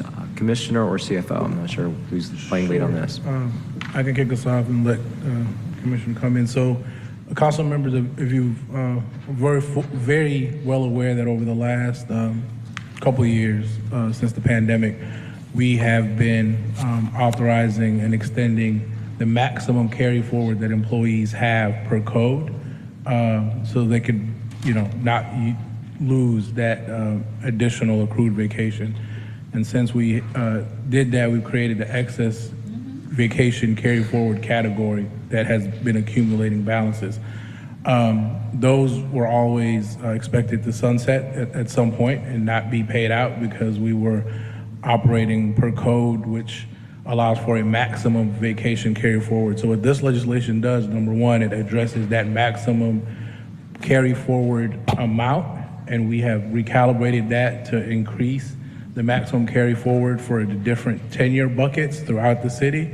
And also, instead of losing the vacation carry forward at a specific sunset date, what we would like to do is stagger and taper off the amount of vacation that's been carried in that excess carry forward category by employees in each quarter, starting in the first quarter of 2024. That gives employees enough time to utilize vacation if they want to, but they would not be subject to just losing it when it sunsets. So it again pays out 25% on the first quarter, and then that also tapers down to 2015, 10. 2015 and 10 by quarter. Yep, 20, 15, and 10. And then we also propose that should be the city's kind of going forward stance, in that any vacation that's accrued above the allowed maximum at the end of the calendar year will be paid off at a 10%. We work closely with HR, closely with the departments, and kind of feel like this is the best strategy to move forward. One thing that we're really sensitive about is assuring that employees have time to take vacation and leave adequately. That's kind of the intention of having a maximum leave policy, so not incentivizing employees to not take vacation. It's really important to take that time off. Commissioner? Yes, I just want to make a correction because we've had so many iterations. I want to make sure that we have the number by quarter so it's accurately represented here. I'm going to get that number for you in a second. All right, questions? All right, I'm gonna start while that number's coming forward. So, again, do we have a quantification of the total number of hours that are now considered extra or over the limit as of today, and what the value is of that? Is that what you're saying you were waiting to get? Yes. Okay. We're confirming now. Our initial iteration was 25%. 25% every quarter. Come forward. Good afternoon, Deputy Commissioner Candace Colas. So the reduction per quarter is going to be 25% every quarter. The payout is the decreasing amount. So for Q1, the payout of the 25% hours that are reduced will be 25%. For quarter 2, it will be 20%, then to 15, and then going forth 10% from there. But the reduction is going to be 25% each quarter. Okay, so thank you. And we're going to need to amend this table that's in the middle because it needs to have the word payout on there. It doesn't right now. That's kind of adding to the confusion a little bit. So let's start back. What is the total number of excess carryover vacation that we have on the books right now, either in total number of hours or total dollar value? I'll get the total number of hours, but I do have the total number of employees at 2,844. Wait, say that again? 2,844 is the number of employees that are carrying excess vacation carry forward. Okay. And the anticipated payout, the first tranche, which is 25% of that value, is $1 million. So the total value is about $4 million. $4 million. Okay. So let's walk through my example again. I have 100 excess hours. I'm whatever level and number of years I serve. I have 100. So come March 31st. Yes. What happens to my hours and what do I get paid out? Okay. So your hours reduce from 100 to 75. Okay. And on that 25% reduction, you would get paid 25% of that. So of the 25 hours I lose, I get 25 cents on the dollar in Yes. terms of okay. Correct. And then the next quarter, again, if you don't do anything and don't utilize, we're incentivizing people to take vacation, right? So if you don't do anything and you don't use your excess leave, you'll have 75. Because you could use it in between now and then. Okay, wait a minute. So let's go back and check your math there. If the payout for the first 25% is $1 million, that's not 1/4 of the total amount that's being accrued. It's 1/4 of the 1/4 that's being reduced, Yes. right? So the value of what's being carried forward in terms of excess is actually, is it 4 times that? Is it actually $16 million? Yes. Okay. Correct. That is correct. You're right. Okay. You're right. All right. Thanks. I just want to make Thanks sure for that. checking the CFO's math. All right, so the goal, no, this is important. This is Correct, important that is because, correct, again, that is correct. if we're starting with our overall goal is to, we got to Correct. make sure that we're not carrying too much vacation and time off. We're starting with a number that is $16 million, so it's not a small number, and that's why we're having to put this into effect to work on it. Okay. What this also is going to have the potential unintended consequence of this is that a lot of folks are going to, of the 2,844 employees, they're going to be trying to cram their vacation in that first quarter because they know they're going to lose. I'm going to try and get my 100 hours in because I don't want to have it reduced and only get a quarter. And that's what we're struggling with now, right? Because we come up to a sunset period where the cliff comes off and they lose all their money. So every time we come to that cliff where it's going to sunset, and you would have lost all of the excess, use it or lose it, time, right? Use it or lose it, then they would have lost it. So what we're assuring here is that you don't have a complete loss and use it or lose it. And we're incentivizing this to happen over a structured, laddered process. Gotcha. I think there's a lot of elegance in the way y'all design this. I'm just saying that for a practical matter, managers, get ready. Operational standpoint. Yeah, get Yes. ready. You're going to have a lot of time off requests in January, February, March as this comes up. Sorry. Councilmember Hillis, you have the floor. Thank you, Mr. Chair. So as the Chair of the Public Safety and Legal Administration Committee, I have to ask, is this going to work any differently for our police officers and firefighters? Because unlike a lot of our other departments, they are told specific times, and I'm talking sworn, non-sworn, or 911 dispatchers, where they cannot take vacation because of holidays, mandated 12-hour shifts. So are there any exceptions in there right now as this is written for them? There are not. Okay. Well, that's something I would like to chat with you about, chat with, I don't know, Finance, Chief Shearbaum, Chief Smith, because that's going to be a big issue, because not only have they, over these years, been told they can't take vacation because of X, Y, and Z, but I imagine they're going to be told the same thing in the first quarter of next year, in the second quarter, in the third quarter, and the fourth quarter. So that's a conversation I need to have before I can support this. I understand. All right, Councilmember Bakhtiari. Thank you. One question I had was, kind of piggybacking off of Councilmember Hillis is, what do we do about, because of staffing shortages, what do we do about the employees in certain departments that are unable to take vacation time? Because if they do, everything falls behind. I mean, for city planning, they were coming in on, at this point, I would defer to Director Pace or to Janity over there about how many Saturdays they had to come in to catch up on backlog. And so, my concern is... I was here too. Yeah. TT, I assume that you live under the stairs, so it's cool. But to your point, to that point, also, with anyone that has to put in a certain amount of hours to ensure that our city still runs, what do we do about the folks that are unable to take vacation time because it would lead to further backlogs or they're told they can't go? Respecting the comments from you and from Councilman Hillis, there's not going to be a winner here for either of us. The challenge for us is that it was basically by code going to end for everybody without getting paid anything. We were tasked, this is definitely what I'm going to call again BT, a challenge that came out well before many of us got here. So we were basically putting ourselves in a position to try to respond to make sure that the employees didn't lose all. It's not a perfect solution, and of course we can probably come up with some more tweaks, but at this point, the concern was that there would be a mass exodus based on the fact that there was going to be a complete sunset at the end of this year.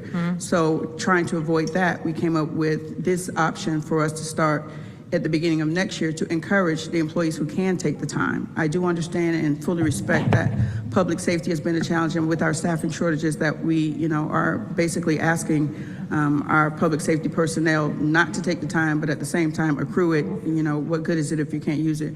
And if anybody needs it, they need it probably more than us who sit behind a desk. So it is not an absolute solution, but it is a solution to help us with some of the liability that we do have on the books, and also to try to bring us in compliance with where we are with the code, because currently right now everybody's pretty much over it with the numbers, and that was the ask to increase the number, the cap out. So even with the accruals, we still may have the same challenge. So there is not going to be an absolute solution to this. Everybody who is a part of it is not going to be happy unless we just continue to extend. The sunset was to encourage those who are in a position to take the time to take it, but certainly don't want to make public safety an afterthought. But when we look at the city globally and our personnel and our workforce, we try to do what we can across the board for everybody. I will sit down with Councilmember Hillis to have a discussion, and maybe we can bring back some options for that. But at this point in time, what we don't want to do is to leave it as it is and it expires on the books, and either we have a mass exodus in December or one in January. So I'm kind of in a catch-22 trying to resolve an issue that came up some time ago. And to be very clear, I also understand that this has been a can that's been kicked down the line well before I was in office, well before you were here. So I understand that we are inheriting a situation that others neglected. Right. So by no means am I putting this solely on your shoulders. And I do want to name that, yes, public safety absolutely is one of my concerns. But if we want to talk about short staffing, we can name multiple other departments. Yeah, we can name ATL, DOT, we can name DCP, we can name, employees that have a lot on their shoulders to ensure that the city runs.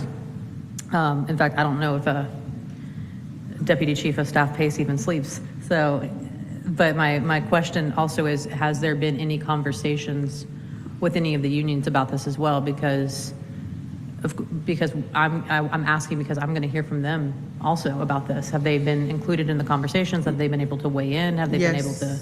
Yes. Pace here. Remember talking to me? Okay. That's Ebony. We discussed it, but we didn't agree voice. I heard it. Ebony, you want to come forward? So I just wanted to check to ensure that they were able to weigh in.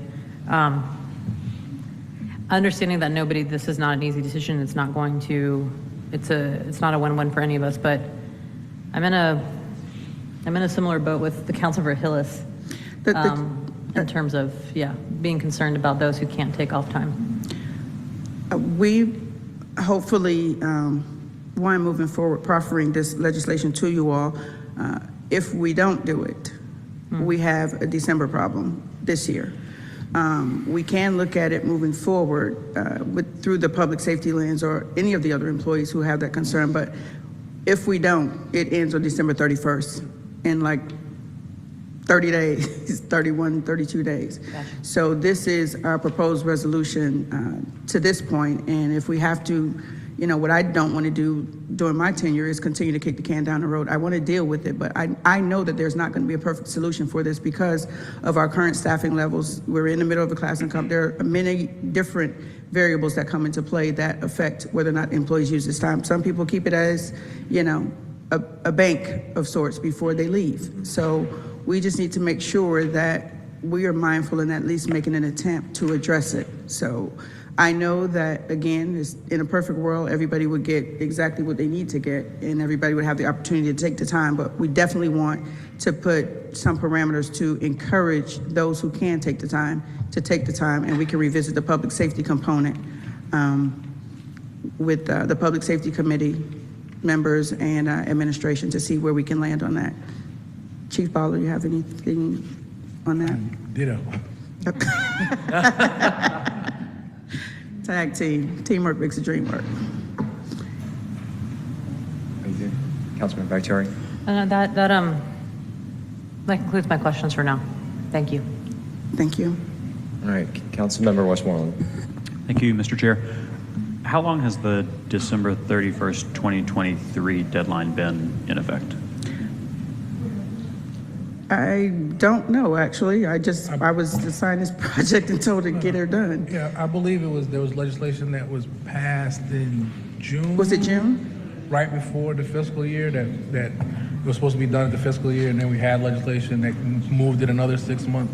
So what we've been doing is passing series of legislation that just kicks it out of every 6 months when we get close to the deadline. And this I think is, and remember, this is also a portion is not paid out when employees leave the city as well. They lose it when they leave the city. So this is. I think it's a third extension.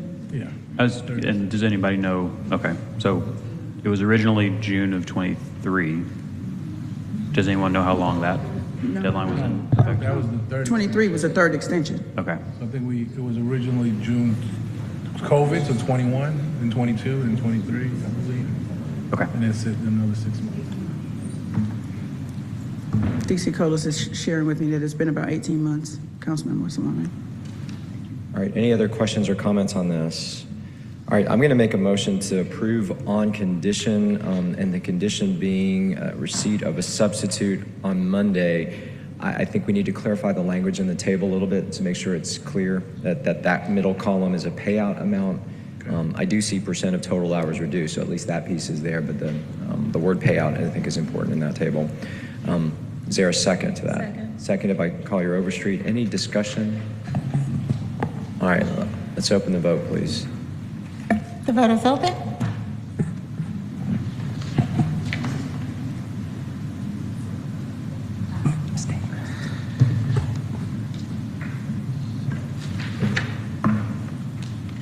The vote's closed. All right, 5 yeas, 0 nays, 2 abstention. The motion carries, and this moves forward. So we'll look forward to the additional information.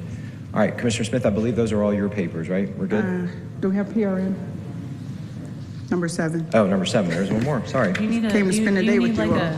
You need like a stool or a chair or something? Maybe a fan too or late. some water? Yep.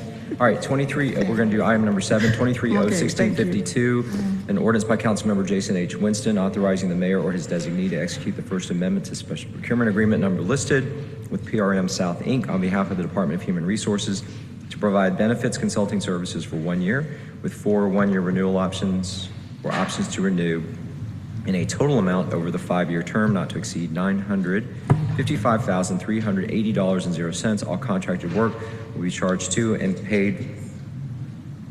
Oh, sorry, there is a substitute. That's why they're smarter than me. All right, it does change the caption, but it's all the same, except for in order to increase the funding for the initial one-year term of the agreement such that it shall be an amount not to exceed $419,076.00, to add four one-year options with each renewal term to be in an amount not to exceed $134,076.00. All contracted work to be charged to and paid from the fund, department, organization, and account number listed herein and for other purposes. The substitute changes the caption to revise the amount, add section of the code waived, and attach the IPER report. I'll make the motion to bring that forward, seconded by Shook. Let's open that vote, please. The vote is open.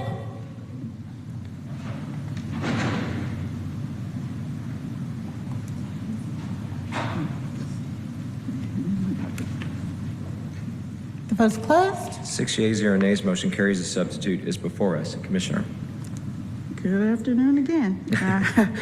PRM is a vendor that we are looking to work with to help us navigate the health benefits process. As you know, we've requested extensions over the last 2 years, and based on our infrastructure challenges and the implementation of new systems, we did not have the proper time to make the conversion and receive new vendors with our current framework. So we had to extend the contract for this year. PRM helps us navigate that process, as well as many other components of their consultancy, where it interfaces with DHR as well as finance. Because we don't have institutional knowledge here in the city to navigate that process from an industry standpoint, we're asking that this vendor be allowed to stay on and help us navigate through the next 4 years, because we are anticipated to hopefully approve the lengthy contract for health benefits as it comes forward. Any questions for the commissioner? There's a motion from Shook to approve, seconded by Winston. Let's open that vote, please. The vote is open.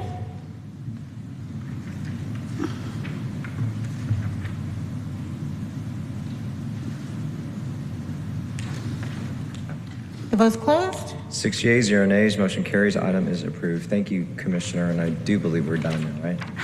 Very good. All right, thank you. All right, colleagues, now we're going to do items 13, 14, and 34 to accommodate Mr. Smith's schedule. Mr. Smith, I don't know if I saw you in. There you are. Okay. While you're walking up, I'll read the first one, 23R 4542. Resolution by Councilmember Jason Dozier authorizing the mayor or his designee to issue task order number listed for contract FC 10641I, job order contracting services small, with Jock Construction LLC for the MLK Junior Drive and Centennial Olympic Drive Bridge, netting installation on behalf of the Atlanta Department of Transportation in an amount not to exceed $2,203,202.87. All work to be charged to and paid from accounts listed and for other purposes. Mr. Smith, you have the floor. Good afternoon, Council. Alan Smith, Deputy Commissioner, ATL DOT, TIM Division. This legislation will allow for the installation of safety netting to be installed under the MLK and COP bridge. The netting will protect pedestrians, workers, vehicles, and nearby properties from falling debris. All right, any questions for Deputy Commissioner? Motion from Shook, second from Winston. Let's open the vote, please.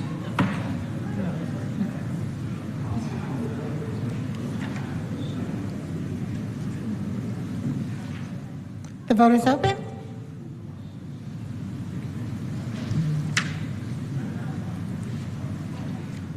The vote is closed. 6 yeas, 0 nays. Motion carries. Item is approved. Next item, 23R 4546.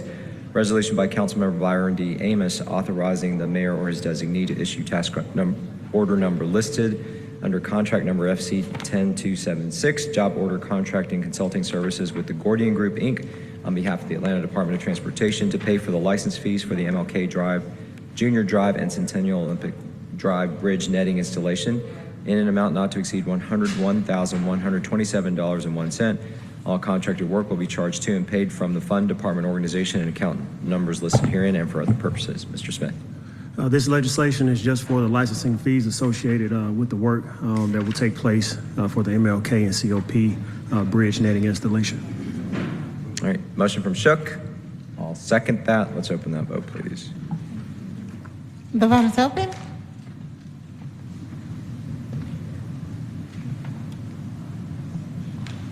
The vote's closed. 7 yeas, 0 nays, motion carries. Item is approved. Next item is item 34, 23R4596, a resolution by Finance Executive Committee authorizing the mayor or his designee to execute a special procurement agreement with Suncoast Restoration and Waterproofing LLC for contract number listed, Marietta Boulevard Bridge Deck, on behalf of the Department of Transportation, pursuant to Section 2-1191.1 of the City of Atlanta Code of Ordinances, for the purpose of repairing deteriorated I hope I said that right. Portions of the bridge deck for a term of 1 year with no renewal options in an amount not to exceed $716,000.00. All contracted work will be charged to and paid from the fund department organization and account numbers listed herein and for other purposes. Any questions for the Deputy Commissioner? Motion from Shook. I'll second that. If there are no further questions, let's open the vote, please. What's the second? I was. Winston. That was Shook than me. Yeah. The vote is open.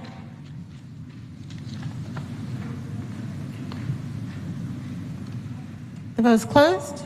7 yeas, 0 nays, motion carries. Item is approved. All right, so I think that takes us back to the beginning of the agenda, and we'll start going in order now. First item under ordinances for second reading is 23-0-1622, an ordinance by Councilmember Alex Wan to amend the charter of the City of Atlanta, Georgia, 1996, Georgia laws, page 4469, at seek under and by virtue of the authority of the Municipal Home Rule Act of 1965, OCGA section number listed at seek, as amended by amending Part 1, Subpart A, Article 6, Revenue and Fund Administration, Chapter 3, Fiscal Control, Section 6-312, Financial Stabilization Plan, to replace the requirement for a financial stabilization plan with a requirement for a fiscal condition of the city report, and for other purposes. Colleagues, this has come back for its third read. I'll make the motion to approve. Seconded by Shook. Let's open that vote, please. The vote is open.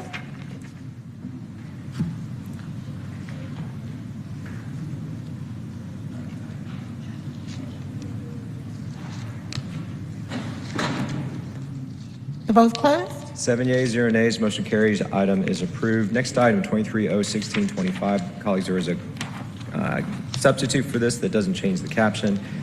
It is a substitute ordinance by Finance Executive Committee to ratify services that rendered in connection with sole source agreement FC 8765, Excella Maintenance and Remote Hosting with Excella Inc., beginning April 1st, 2023 through August 24, 2023, and to authorize the Chief Financial Officer to pay outstanding invoices on behalf of the Departments of Atlanta Information Management and City Planning in an amount not to exceed $222,086.72. All contracted work to be charged to and paid from the fund department organization and account numbers listed herein and for other purposes. The substitute corrects the account number. I'll make the motion to bring it forward. Seconded by Shook. Let's open the vote, please. The vote is open.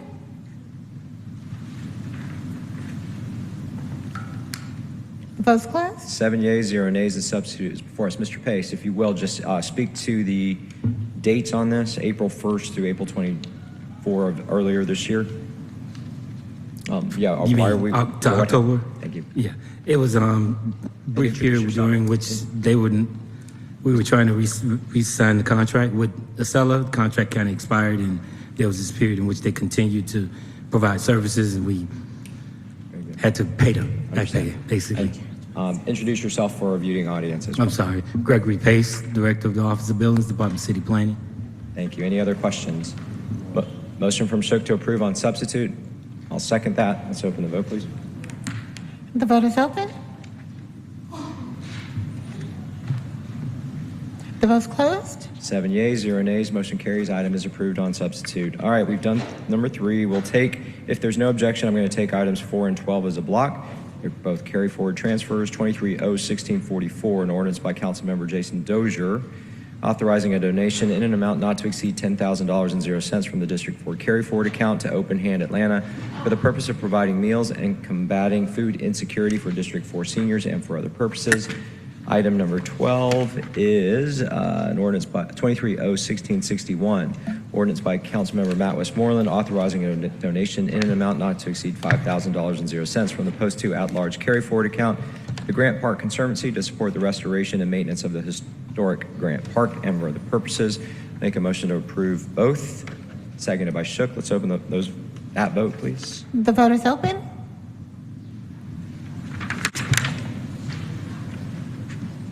The vote is closed. 7 yeas, 0 nays, motion carries. Item is approved. And I'll take a moment of personal privilege to congratulate Jason Dozier and his wife on their new baby that just came in today.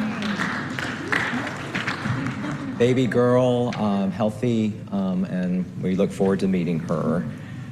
Okay, next item is 23-0-1646, an ordinance by Councilmember Amir Faroki amending the Mayor's Office of International Affairs FY23 intergovernmental grant fund budget by adding to anticipations and appropriations an amount not to exceed $82,840.00 in Victims of Crime Act Assistance Grant Award funding from the Georgia Criminal Justice Coordinating Council for the purposes of providing direct services to victims of violent crimes and for other purposes. Any questions from my colleagues on this? All right, so motion from Westmoreland, seconded by Bakhtiari. Let's open that vote, please. The vote is open.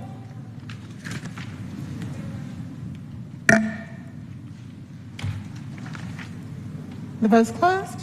7 yeas, 0 nays, motion carries. Item is approved. Next item is 23-0-1647. There is a substitute for this that revises the amount in the caption and body and attaches exhibits. I'll read that in.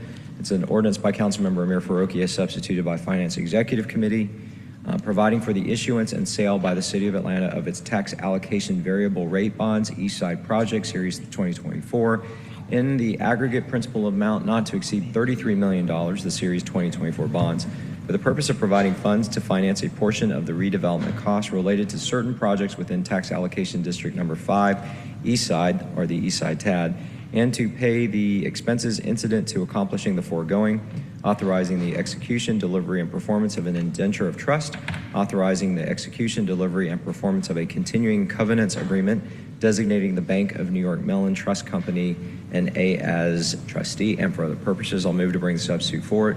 Seconded by Shook. Let's open that vote, please. The vote is open. The vote is closed. 7 yeas, 0 nays, the motion carries. The substitute is before us. Dr. Clementius, you have the floor. Please tell us about this project and financing mechanism. Yes. Good afternoon. My name is Dr. Eloisa Clementich. I'm the proud president and CEO at Invest Atlanta. In October of 2022, the Invest Atlanta board voted to approve the Eastside TAD funds to acquire 2 Peachtree and 14 Marietta from the state of Georgia. We believe that this is very important for downtown, as it's going to help to activate downtown. It's going to provide more social impact by bringing more people in the center of downtown, which will then drive greater retail. And more importantly, I think for both the mayor and the city council, it's going to provide housing, affordable housing. We believe that this project will provide minimum of about 400 housing units, of which 200 will be affordable housing units, which then gets me to the issue or opportunity at hand. 2 Peachtree currently counts with approximately 90 parking spaces. If we consider the amount of need for parking at 400 families, assuming 400 families and housing units will depend on size, there will be a need for parking. This item before you today allows us to purchase a parking structure that will help to support the 2 Peachtree. We've worked with financial advisor Hilltop on sizing this project. We believe that there will be adequate debt service. There'll be adequate increment to cover the debt service, which will be driven by not only the parking revenue that we will receive, but also whatever is not covered by the parking revenue will be covered by the TAD. So I'm here to answer any questions, and thank you for your support. All right, questions for Dr. Clementich. Councilmember Hillis. Thank you, Mr. Chair. What is the current balance of the TAD, and what is the projection for to bring in this tax year? I can get you the exact, I have it on my phone. I'll get you the exact balance and send that to you. And I'll get you how much we believe we'll get a year, unless CFO knows that. No. I'll get that for you. I'm sorry. I'll pull it from my phone. Okay, thank you. Okay. All right, other questions? Councilmember Westmoreland. Yeah. In the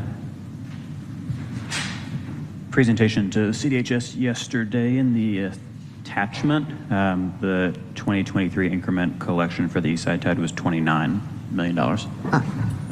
Thank you. But I'm not sure how much is sitting in it. Thank you, Mr. Chair and Dr. Klementage. So the issue $26.3 million in bonds. What is our current line of thinking on how and when we're going to be paying that down?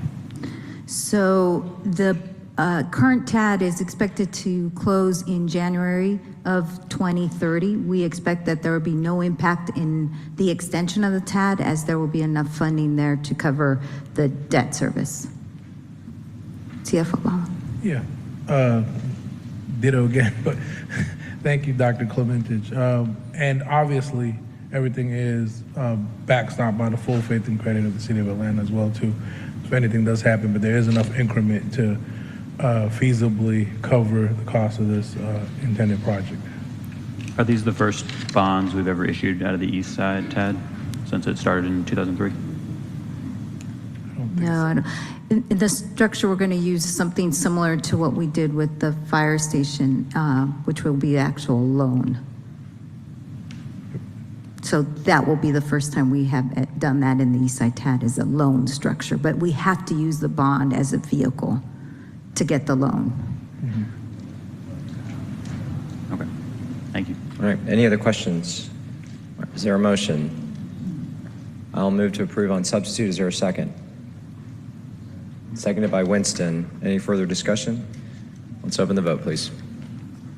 The vote is open.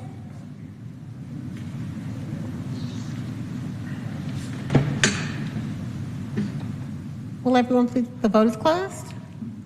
7 yeas, 0 nays, motion carries. Item is approved on substitute. All right, that takes us to item number 9, 23-01655, an ordinance by Councilmember Alex Wan waiving Article 10, Division 4 of the Procurement and Real Estate Code of the City of Atlanta Code of Ordinances to authorize the mayor or his designee to execute the Second Amendment to agreement number listed, Workers' Compensation Third-Party Administration Services with PMA Management Corp. On behalf of the Department of Finance to extend the term of the agreement effective from December 26, 2023 on a month-to-month basis for a period not to exceed 12 months and to add funds in an amount not to exceed $612,900.00. All contracted work will be charged to and paid from the fund, department, organization, and account number listed herein and for other purposes. Any questions for the department? Motion from Shook to approve. I'll second that. Let's open the vote, please. The vote is open. The vote is closed. 7 yeas, 0 nays, motion carries. Item is approved. All right, takes us to number 11 now, which is 23-01658, an ordinance by Councilmember Alex Wan to provide for the annexation of property located at 1767, 1775, 1779, and 1785 North Decatur Road and 465 Emory Drive, Northeast Atlanta, Georgia 30307 into the corporate limits of the City of Atlanta, Georgia, pursuant to the 100% method, to extend the boundaries of the Atlanta Independent School System, to notify the Department of Community Affairs of the state of Georgia of such annexation and for other purposes. I'll move to hold as the other companion papers make it through their respective committees. Seconded by Shook. Let's open that vote, please. The vote is open.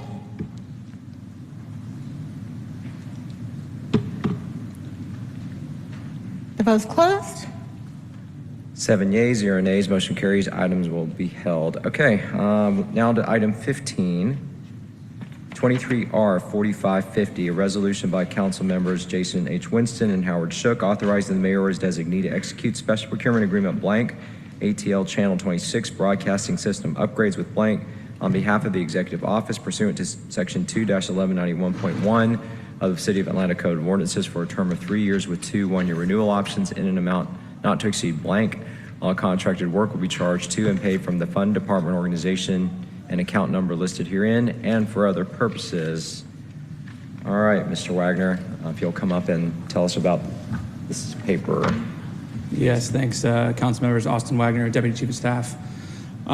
So obviously a few blanks in this. We're trying to work quickly through the procurement and hopefully get final passage at the next full meeting so work can begin prior to the end of the year. So this procurement will contemplate, and I have Ms. Lee here as well, Director of Channel 26, who can get in some of the details if we have questions about what this will all encompass. But the short version is it'll cover everything for the ATL 26 control room upgrade.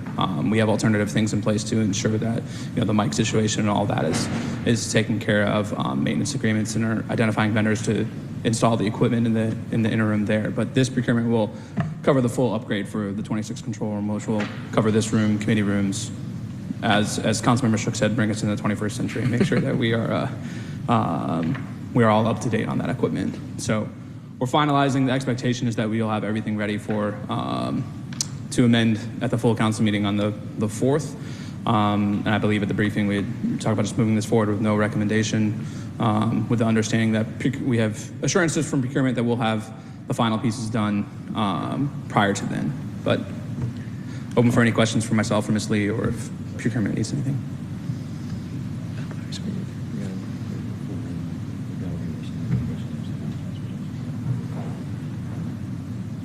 All right, so it's my understanding that procurement, the RFP closed yesterday. Is that, and that the value, so. I think it'll be today. We're going to do a special procurement, so it's just the bids will come back from the quotes that we got from the three. I think it's today. We'll be able to quickly turn around those, and I talked with the chief procurement officer this morning and said he's confident everything will be done by the end of the week from procurement side. Okay, so, but the key on this one is the iPro report, because it's anticipated the dollar threshold will exceed what we need. Correct. Much like we did in transportation this morning, I think our only option is to move this forward with no recommendations on condition. And similar to that the condition is that we receive the iPro report by Friday rather than, and not on Monday, an hour before the meeting, so that we'll have time to review that. So I'm going to make that motion, but understand that that condition is pretty firm. So if it doesn't come in on Friday, then we have to punt for another cycle. Which means Understood. And we'll work with procurement. I mean, we have things in place to ensure that everything will be fine during the interim period. We just were hoping to get work started before the end of the year rather than after. But we'll work to make sure to get that done. And again, this is the technology and the guts that runs everything, the AV for all this chamber, committee room, and then everything that gets broadcast out, correct? Right. Okay. All right. First of all, do I have a second on that motion? Seconded by Shook. Are any other questions or discussion on this? Do I see Mr. Westmoreland trying to speak? No. Okay. All right. If not, let's open the vote, please. The vote is open. The vote's closed. All right, 7 yeas, 0 nays, motion carries. Right. Thank you, Mr. Wagner. Thank you, Councilmember. Next item, 23R4555, a resolution by Councilmember Alex Wan urging the 2023-2024 regular session of the Georgia General Assembly to support the City of Atlanta's 2024 legislative package and for other purposes. I'll move to hold this. Seconded by Westmoreland. Let's open that vote, please. The vote is open.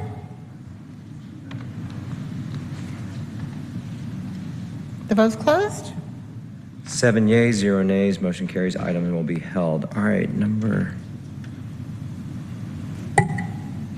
okay, here we go. So item 23R4556 has a substitute that changes the caption. It is a resolution by Councilmember Alex Wan, substituted by Finance Executive Committee, authorizing the Commissioner of the Department of Watershed Management to adjust water and sewer service charges on certain customer accounts incurred due to burst water service lines in an amount of $84,018.94 and for other purposes. Colleagues, without objection, I'm going to take the next one as well, as the actions will be similar. 23R4557, a resolution by Councilmember Alex Wan, substituted by Finance Executive Committee, authorizing the Chief Financial Officer to refund customers for overpayments to water and sewer accounts in an amount of $16,998.81. All funds to be charged to and paid from fund department organization and account numbers listed and for other purposes. Motion to bring the two substitutes forward, seconded by Shook. Let's open the vote, please.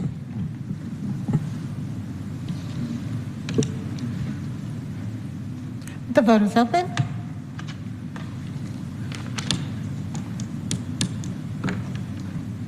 The vote's closed. All right, 7 yeas, 0 nays, motion carries. Both substitutes are before us. I think, DC Williams, the one question I have is the burst water line service refund is a new one. So if you just walk us through that one real quick, I think we should be all right. Just the refund?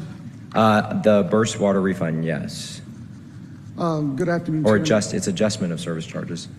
Yes, good afternoon. My name is Jonathan Williams, Deputy Commissioner of Financial Administration, Watershed Management. The purpose of this legislation is to process two adjustments for a total amount of $84,018.94. Both adjustments were due to leaks that were corrected by the customer, one for $36,476.46 and one for $47,542.48. This legislation authorizes the Chief Financial Officer to process these adjustments. All right, sorry. That concludes my remarks. Okay. So this is a situation where there's a burst water line. The customer has been billed for the water that went through that, but we realize it was the city's, on the city side. That's right. Okay, and it's different from overpayment from, Right. I gotcha, I The understand now. distinction between these two relates to whether or not we have money that we owe the customer Gotcha. versus that which they have potentially been adjusted for something that was the city's fault. I gotcha, okay. I'll make a motion to approve on, both on substitute, seconded by Shook. Just never seen that one before, so. The vote is open.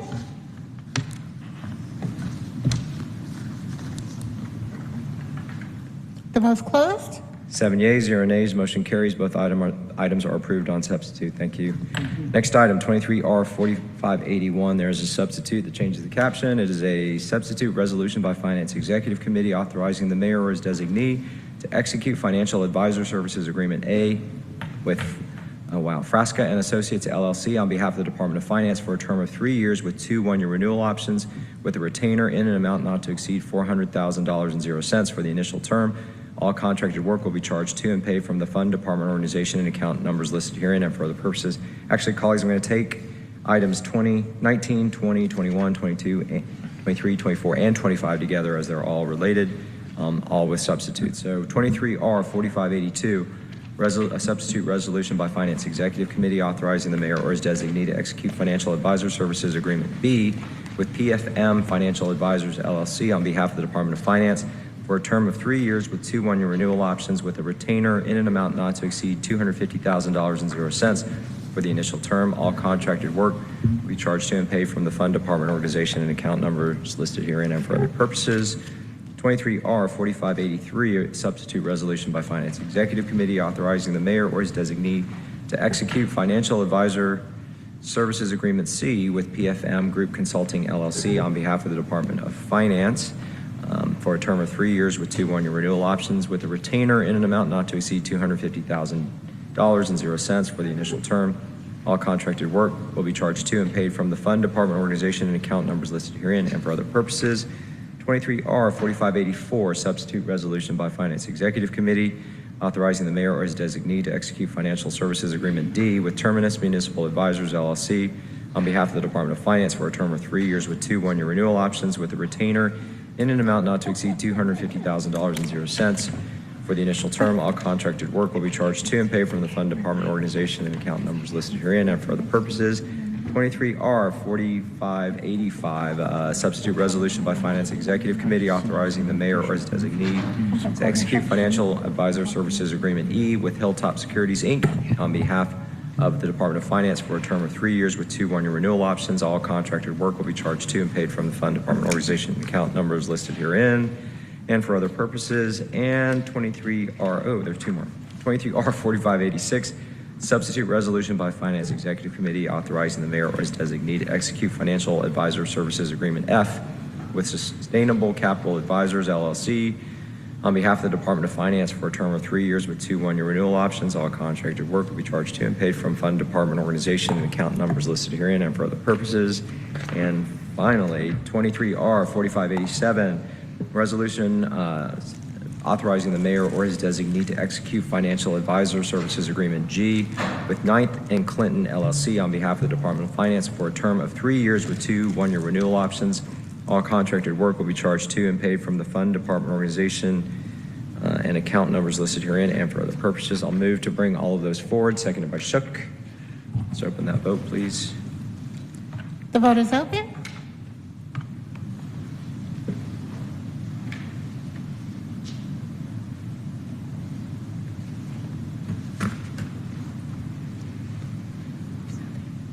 The vote's closed. 6 yeas, 0 nays, motion carries. The substitute is before us. All right. Questions for the department on these? Or Mr. Knight, why don't you go ahead and explain to us what these all do? Good afternoon, Chairman Wan, members of the committee. I'm Courtney Knight, Treasurer for the City of Atlanta. Beginning in March of this year, under the leadership of CFO Bala and with the support of our Treasury team, we began an exhaustive effort to identify financial advisors for the city. Under the support of the Treasury team, and in particular, I'd like to point out our newest member of the Treasury team, Ms. Latasha Shepard here, who led this effort. Chairman Wan, I know you noted the number of financial advisors that we had listed here, and you know we've been doing some things differently here since I became the treasurer. And one of the things that we've noticed is that we need specialized advice these days, right? So we have now identified a financial advisor for the airport. We have a financial advisor for watershed. We have a financial advisor for the Office of Sustainability and Resilience. We have a financial advisor for the Mayor's Office of Housing Policy for our affordable housing initiatives. We have a financial advisor for our affordable housing initiatives. We have a financial advisor for our general fund and general bond, general financial advisory needs. We have a financial advisor for management consulting efforts, which will advise the CFO on some of the really more management consulting efforts that we have in the office. So we've brought forward 7 financial advisors here, which is unlike anything that the city has ever done before, but it's what I've recommended to the CFO as a way to bring forward specialized financial advice. It's going to be an effort for us to manage now 7 financial advisors, but I think this is the best way for us to bring forward really the support, the expertise, and the resources that we need to move Atlanta forward. And I would highly recommend that the CFO, I have recommended that the CFO accept my recommendation, and if he would second that recommendation for the City Council. CFO Ball. Yeah, absolutely. I think that this process and this way forward puts the city in the kind of best fiscal policy and allowing us to make sure that across the platform, across different credits we have, which we think is definitely the best people in that specific space to be able to give us the best advice. And so you've seen kind of over the years, more financial advisory services have become sector specific and sector dominant. And for us, making sure that we have the best people advising us on some of our very complex transactions that we're doing now. You've seen one that, is with Invest Atlanta, and we have worked with Atlanta Housing Authority, and we're working consistently with the tangential agencies to make sure that we're innovative in our approach and the way that we do things. But we also know that we have significant bonding requirements coming up for the airport as they continue to move forward the ATL Next program. The Department of Watershed Management has a $1 billion 5-year capital CIP plan, and they have some specific nuances with specific focuses on regulation and EPA and other things that require a different lens than an advisor for the airport whose sector dominance is the airport. So, and across the board, I think we've put in a great platform and did some strong diligence amongst the industry to really put the city in the best phase. I recommend to kind of move forward with this direction from the council. Any questions for the department? Motion from Shook to approve on substitute, seconded by Winston. Let's open the vote on all items, please. The vote is open.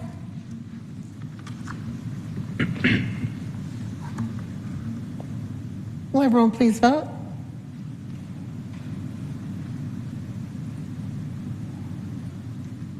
The vote's closed. 6 yeas, 0 nays, motion carries. Items are approved on substitute. Thank you. Happy shepherding. All right, 23R4588, a resolution by Finance Executive Committee authorizing the mayor or his designee to execute special procurement agreement number listed, Treasury Management System with Kariba Corp. on behalf of the Department of Finance pursuant to Section 2-1191.1 of the City of Atlanta Code of Ordinances for a term of 3 years with 3 one-year renewal options in an amount not to exceed $540,680.00. For the initial term, all contracted work will be charged to and paid from the fund department organization and account numbers listed herein and for other purposes. Does anyone have any questions for the department? If not, motion from Shook to approve. I'll second. Let's open that vote, please. The vote is open.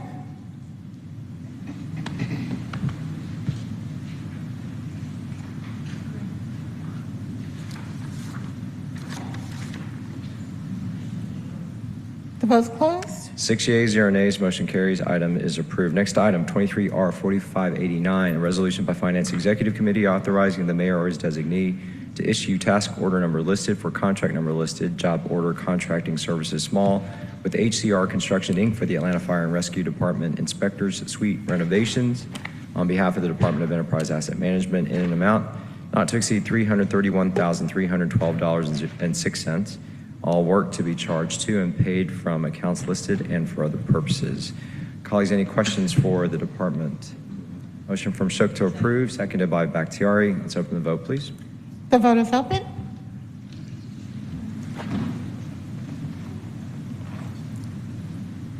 The vote's closed. 6 yeas, 0 nays. The item is approved. Next item, 23R4590. Actually, I've had a request. I'm sorry, I'm going to just take another moment of personal privilege before Councilmember Bakhtiari leaves. Today is Jasmine Tell's birthday. So happy birthday, Ms. Tell. All right. Thank you. And Mom, I know it's your birthday out there. I haven't called you yet, but I'm going to call you later. All right. 23R4590, a resolution by Finance Executive Committee authorizing the mayor or his designee to execute amendment number 1 to RFP number listed, citywide relocation services with A, Leslie Regis Inc., doing business as Atlanta Cargo Transportation Company, and B, Beltman Group Incorporated, on behalf of the Department of Enterprise Asset Management, to add funding for the Department of Human Resources in an amount not to exceed $75,000.00 for each agreement. All contracted work will be charged to and paid from the fund department organization and account numbers listed herein and for other purposes. Any questions for the department? Motion from Shook to approve, seconded by Bakhtiari. There's no other discussion. Let's open the vote, please. The vote is open.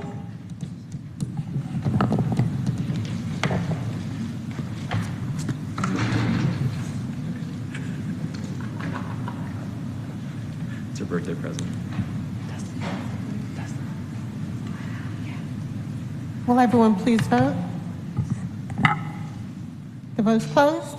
6 yeas, 0 nays, motion carries. Item is approved. Next item, 23R4591, a resolution by Finance Executive Committee authorizing the mayor or his designee to execute agreements for RFP number listed, job order contracting, large contract number listed with P2K and Lefco JV, contract number listed B with Manhattan /RFB JV, and RFP number listed C with Passion Mill House JV to provide citywide construction, renovation, and other services to the Department of Enterprise Assets Management and other city departments listed in the attached Exhibit A on a task order basis for an initial term of 3 years with 2 one-year renewal options in an amount not to exceed $25,000,00 per contract annually on behalf of the Department of Enterprise Asset Management.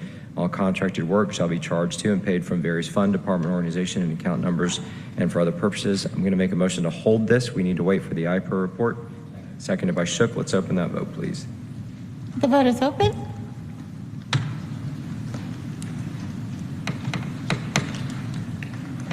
The vote's closed. 5 yeas, 0 nays, motion carries. Item is held. Next item, 23R4592, resolution by Finance Executive Committee authorizing the mayor or it says her designee, his designee, to execute special procurement agreement number listed Comcast Network Fiber Services with Comcast Business Communications LLC on behalf of the Department of Land Information Management and the Department of Watershed Management pursuant to Section 2-1191.1 of the City of Atlanta Code of Ordinances for a term of 1 year with 1 year renewal option at the city's sole discretion in an amount not to exceed $274,000.00. All contracted work will be charged to and paid from the fund, department, organization, and account number listed herein and for other purposes. Any questions for the department? Motion from Shook. I will second that. Let's open that vote, please. The vote is open.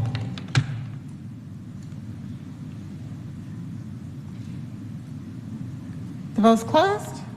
5 yeas, 0 nays, motion carries. Item is approved. All right, next item, we have a substitute for it. It doesn't change the caption, but it's 23R4593, a resolution, substitute resolution by Finance Executive Committee authorizing the mayor or his designee to execute the Second Amendment to agreement number listed, Covendis On-Call IT Services with uwork.com, Inc., doing business as Covendis Technologies, Inc., on behalf of the Department of Atlanta Information Management to include cost volume discounts, to add the Department of Finance, the Mayor's Office, and the Department of Parks and Recreation as authorized users, and to add additional funding in an amount not to exceed $1,570,000.00. All contracted work will be charged to and paid from the fund, department, organization, and account numbers listed herein and for other purposes. I'll move to bring the substitute forward. Seconded by Shook. Let's open that vote, please. The vote is open.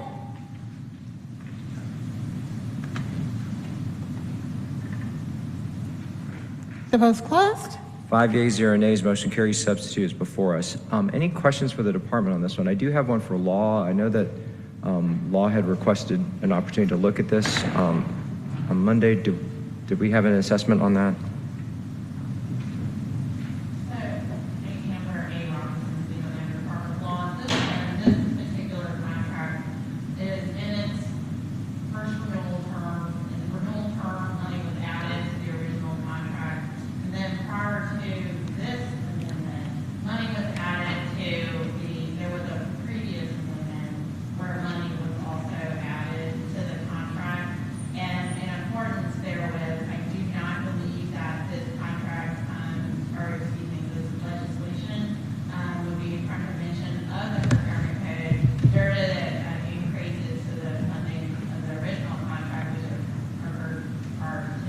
Okay, all right.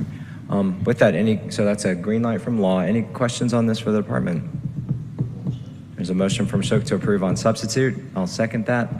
Let's open the vote, please. The vote is open. The vote's closed. 5 yeas, 0 nays, motion carries. Item is approved. Next item is 23R4594, resolution by Finance Executive Committee authorizing the mayor or his designee to execute special procurement agreement number listed, public record search tool with Interactive Data LLC, IDACORP, on behalf of the Atlanta Police Department pursuant to Section 21191.1 of the City of Atlanta Code of Ordinances for a term of 3 years with 2 one-year renewal options in an amount not to exceed $126,000.00. All contracted work will be charged to and paid from the fund, department, organization, and account numbers listed herein and for other purposes. I'm going to make a motion to amend this to attach the procurement designation memo and vendor registration, seconded by Shook. Let's open that vote, please. The vote is open.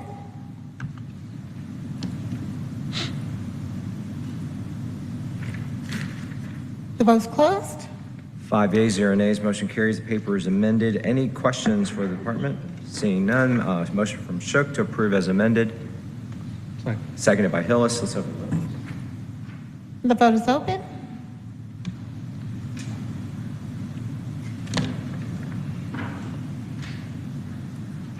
The vote's closed. 5 yeas, 0 nays, motion carries. Item is approved as amended. Next item, 23R4595, a resolution by Finance Executive Committee authorizing the Mayor's Office of Cultural Affairs to administer the municipal support for the arts program as required by Section 110-38 of the City of Atlanta Code of Ordinances through the provision of donations to eligible tax-exempt organizations and entities in individual amounts not to exceed $75,000.00 and a total amount not to exceed $2 million.00 for fiscal year 24 in accordance with Section 6306 of the City of Atlanta Charter, authorizing the mayor or the executive director of the Mayor's Office of Cultural Affairs as the mayor's designee to execute donation agreements with eligible tax-exempt organizations and entities necessary for the administration of the municipal support for the arts program for fiscal year 2024 on behalf of the City of Atlanta, to authorize the chief financial officer to charge to and pay the donations authorized hereby from the accounts listed herein and for other purposes. Colleagues, you should have gotten a report of the grantees or awardees from the previous cycle, and that same condition applies for this round. Any other questions for the department? Seeing none, I'll make the motion to approve. Seconded by Winston. Let's open that vote, please. The vote is open.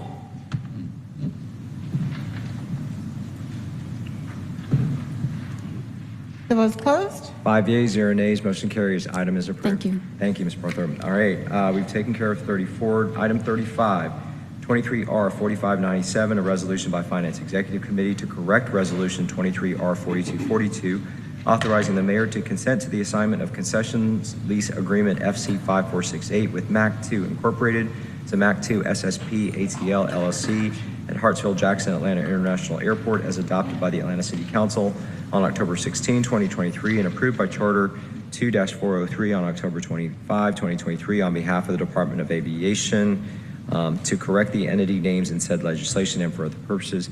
Colleagues, there were 2 walk-ins today that I'm going to take alongside this. They're all related, and I am going to ask someone from the administration just to come and explain to us exactly what this all does.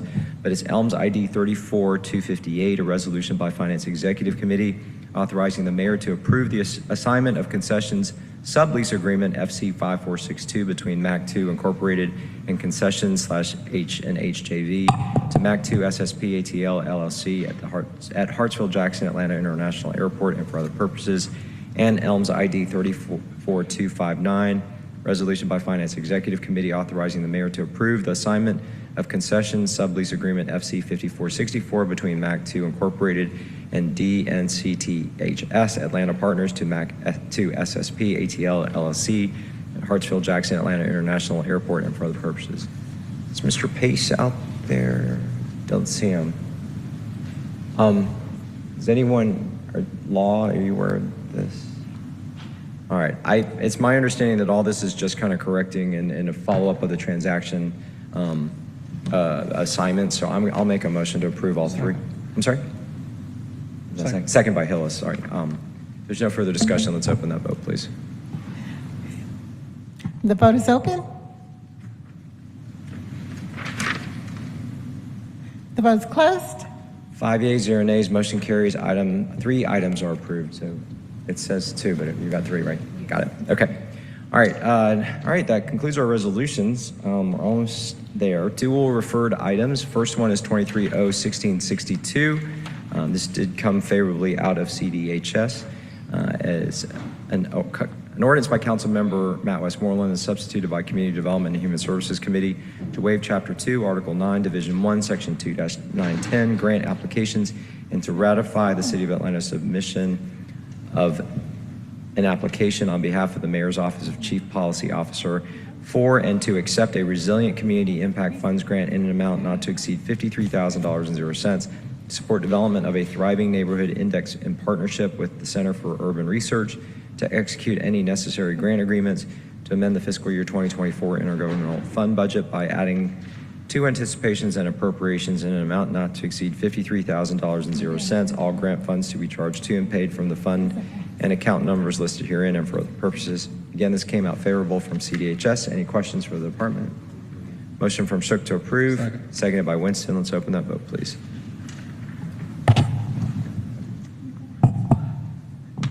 The vote is open.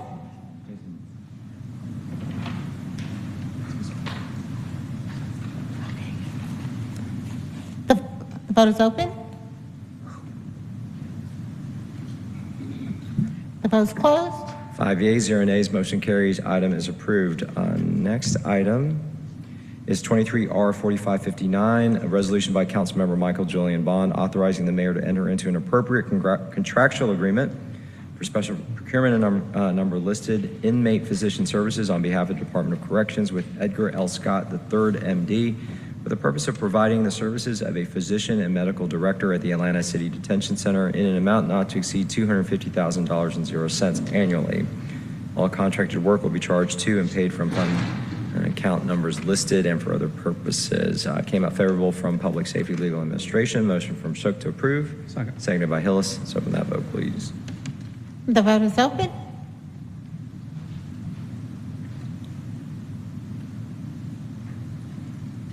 The vote is closed. 5 yeas, 0 nays, motion carries. Item is approved. Next item came out favorably from CDHS, 23R4565, Resolution by Councilmember Matt Westmoreland authorizing the City of Atlanta to donate a total amount not to exceed $2 million and 0 cents to Operation Hope, Inc., pursuant to Section 6306 of the City of Atlanta's Charter, support financial literacy and entrepreneurial education for City of Atlanta youth, authorizing the mayor or his designee to enter into a donation agreement which shall detail the actions of Operation Hope, Inc., to provide financial literacy and entrepreneurial education for Atlanta youth, and to authorize the chief financial officer or his designee to make all payments from the accounts listed herein and for other purposes. Ms. Carr, I see. What is the account that this is coming out of? Good afternoon, Yolanda Carr, Deputy CFO. So we're actually taking a look at this information, but I believe it's going to be over a period of time, a portion in this year's budget and a portion in next year's budget. But if you give us the opportunity, we'll research this and get back with you. It's $2 million and we don't know where it's coming from? We do have the account information. I just need to verify the information. So if you hold on for a second. Yep, let's move on and come back, if you don't mind. All right, let's go on to papers held in committee. We have two coming off of held. The first one is item 60, 23-01462. There is a substitute for this that changes the caption. Substitute ordinance by Finance Executive Committee authorizing the Chief Financial Officer to amend the Capital Finance Fund budget and fiscal year 2024 Department of City Planning General Fund budget by transferring an amount not to exceed $708,923.00 from the Capital Finance Fund to the fiscal year 2024 Department of City Planning General Fund to fund building inspections and permitting services and for other purposes. Move to bring the substitute forward, seconded by Shook. Let's open that vote, please. The vote is open. The vote is closed. 5 yeas, 0 nays, motion carries. Substitute is before us. Any questions for Ms. Sitterfall from the department? Is there a motion from Shook to approve on substitute? I'll second that. Let's open that vote, please. The vote is open. The vote is closed. 5 yeas, 0 nays, motion carries. Item is approved on substitute. All right, Ms. Carr. Okay, maybe not. Let's keep going.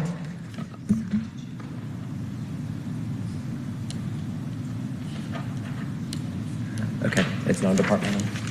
All right, let's take item 67, which is 23R4461.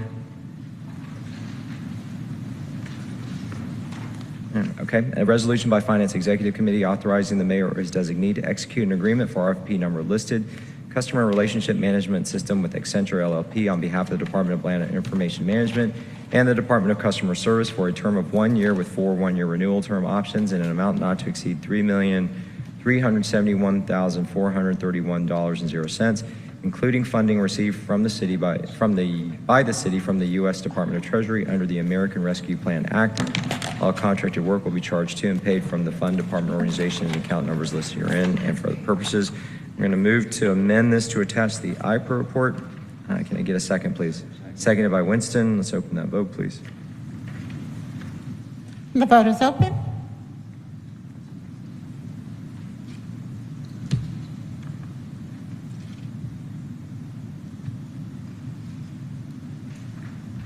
Will everyone please vote?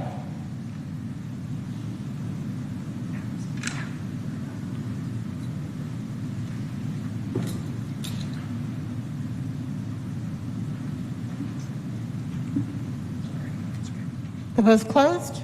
5 yeas, 0 nays, motion carries. Item is amended. Any questions for the department on this? Seeing none, I'm going to make a motion to approve as amended. Can we get a second, please? Seconded by Winston. Let's open that up. The vote is open.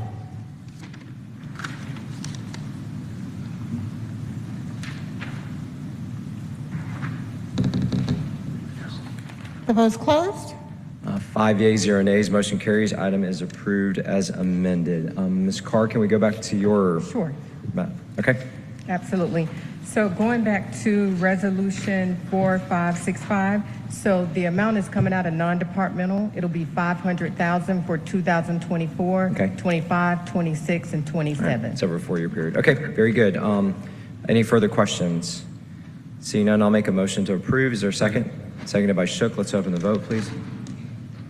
The vote is open.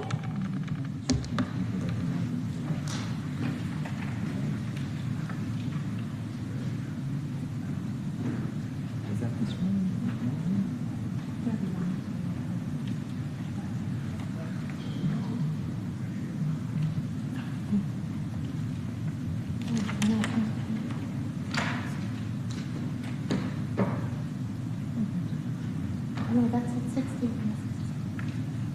All right. Yeah, Go ahead and close it. Okay. You want to call it? The vote is closed. All right, 5 yeas, 0 nays, motion carries. Item is approved.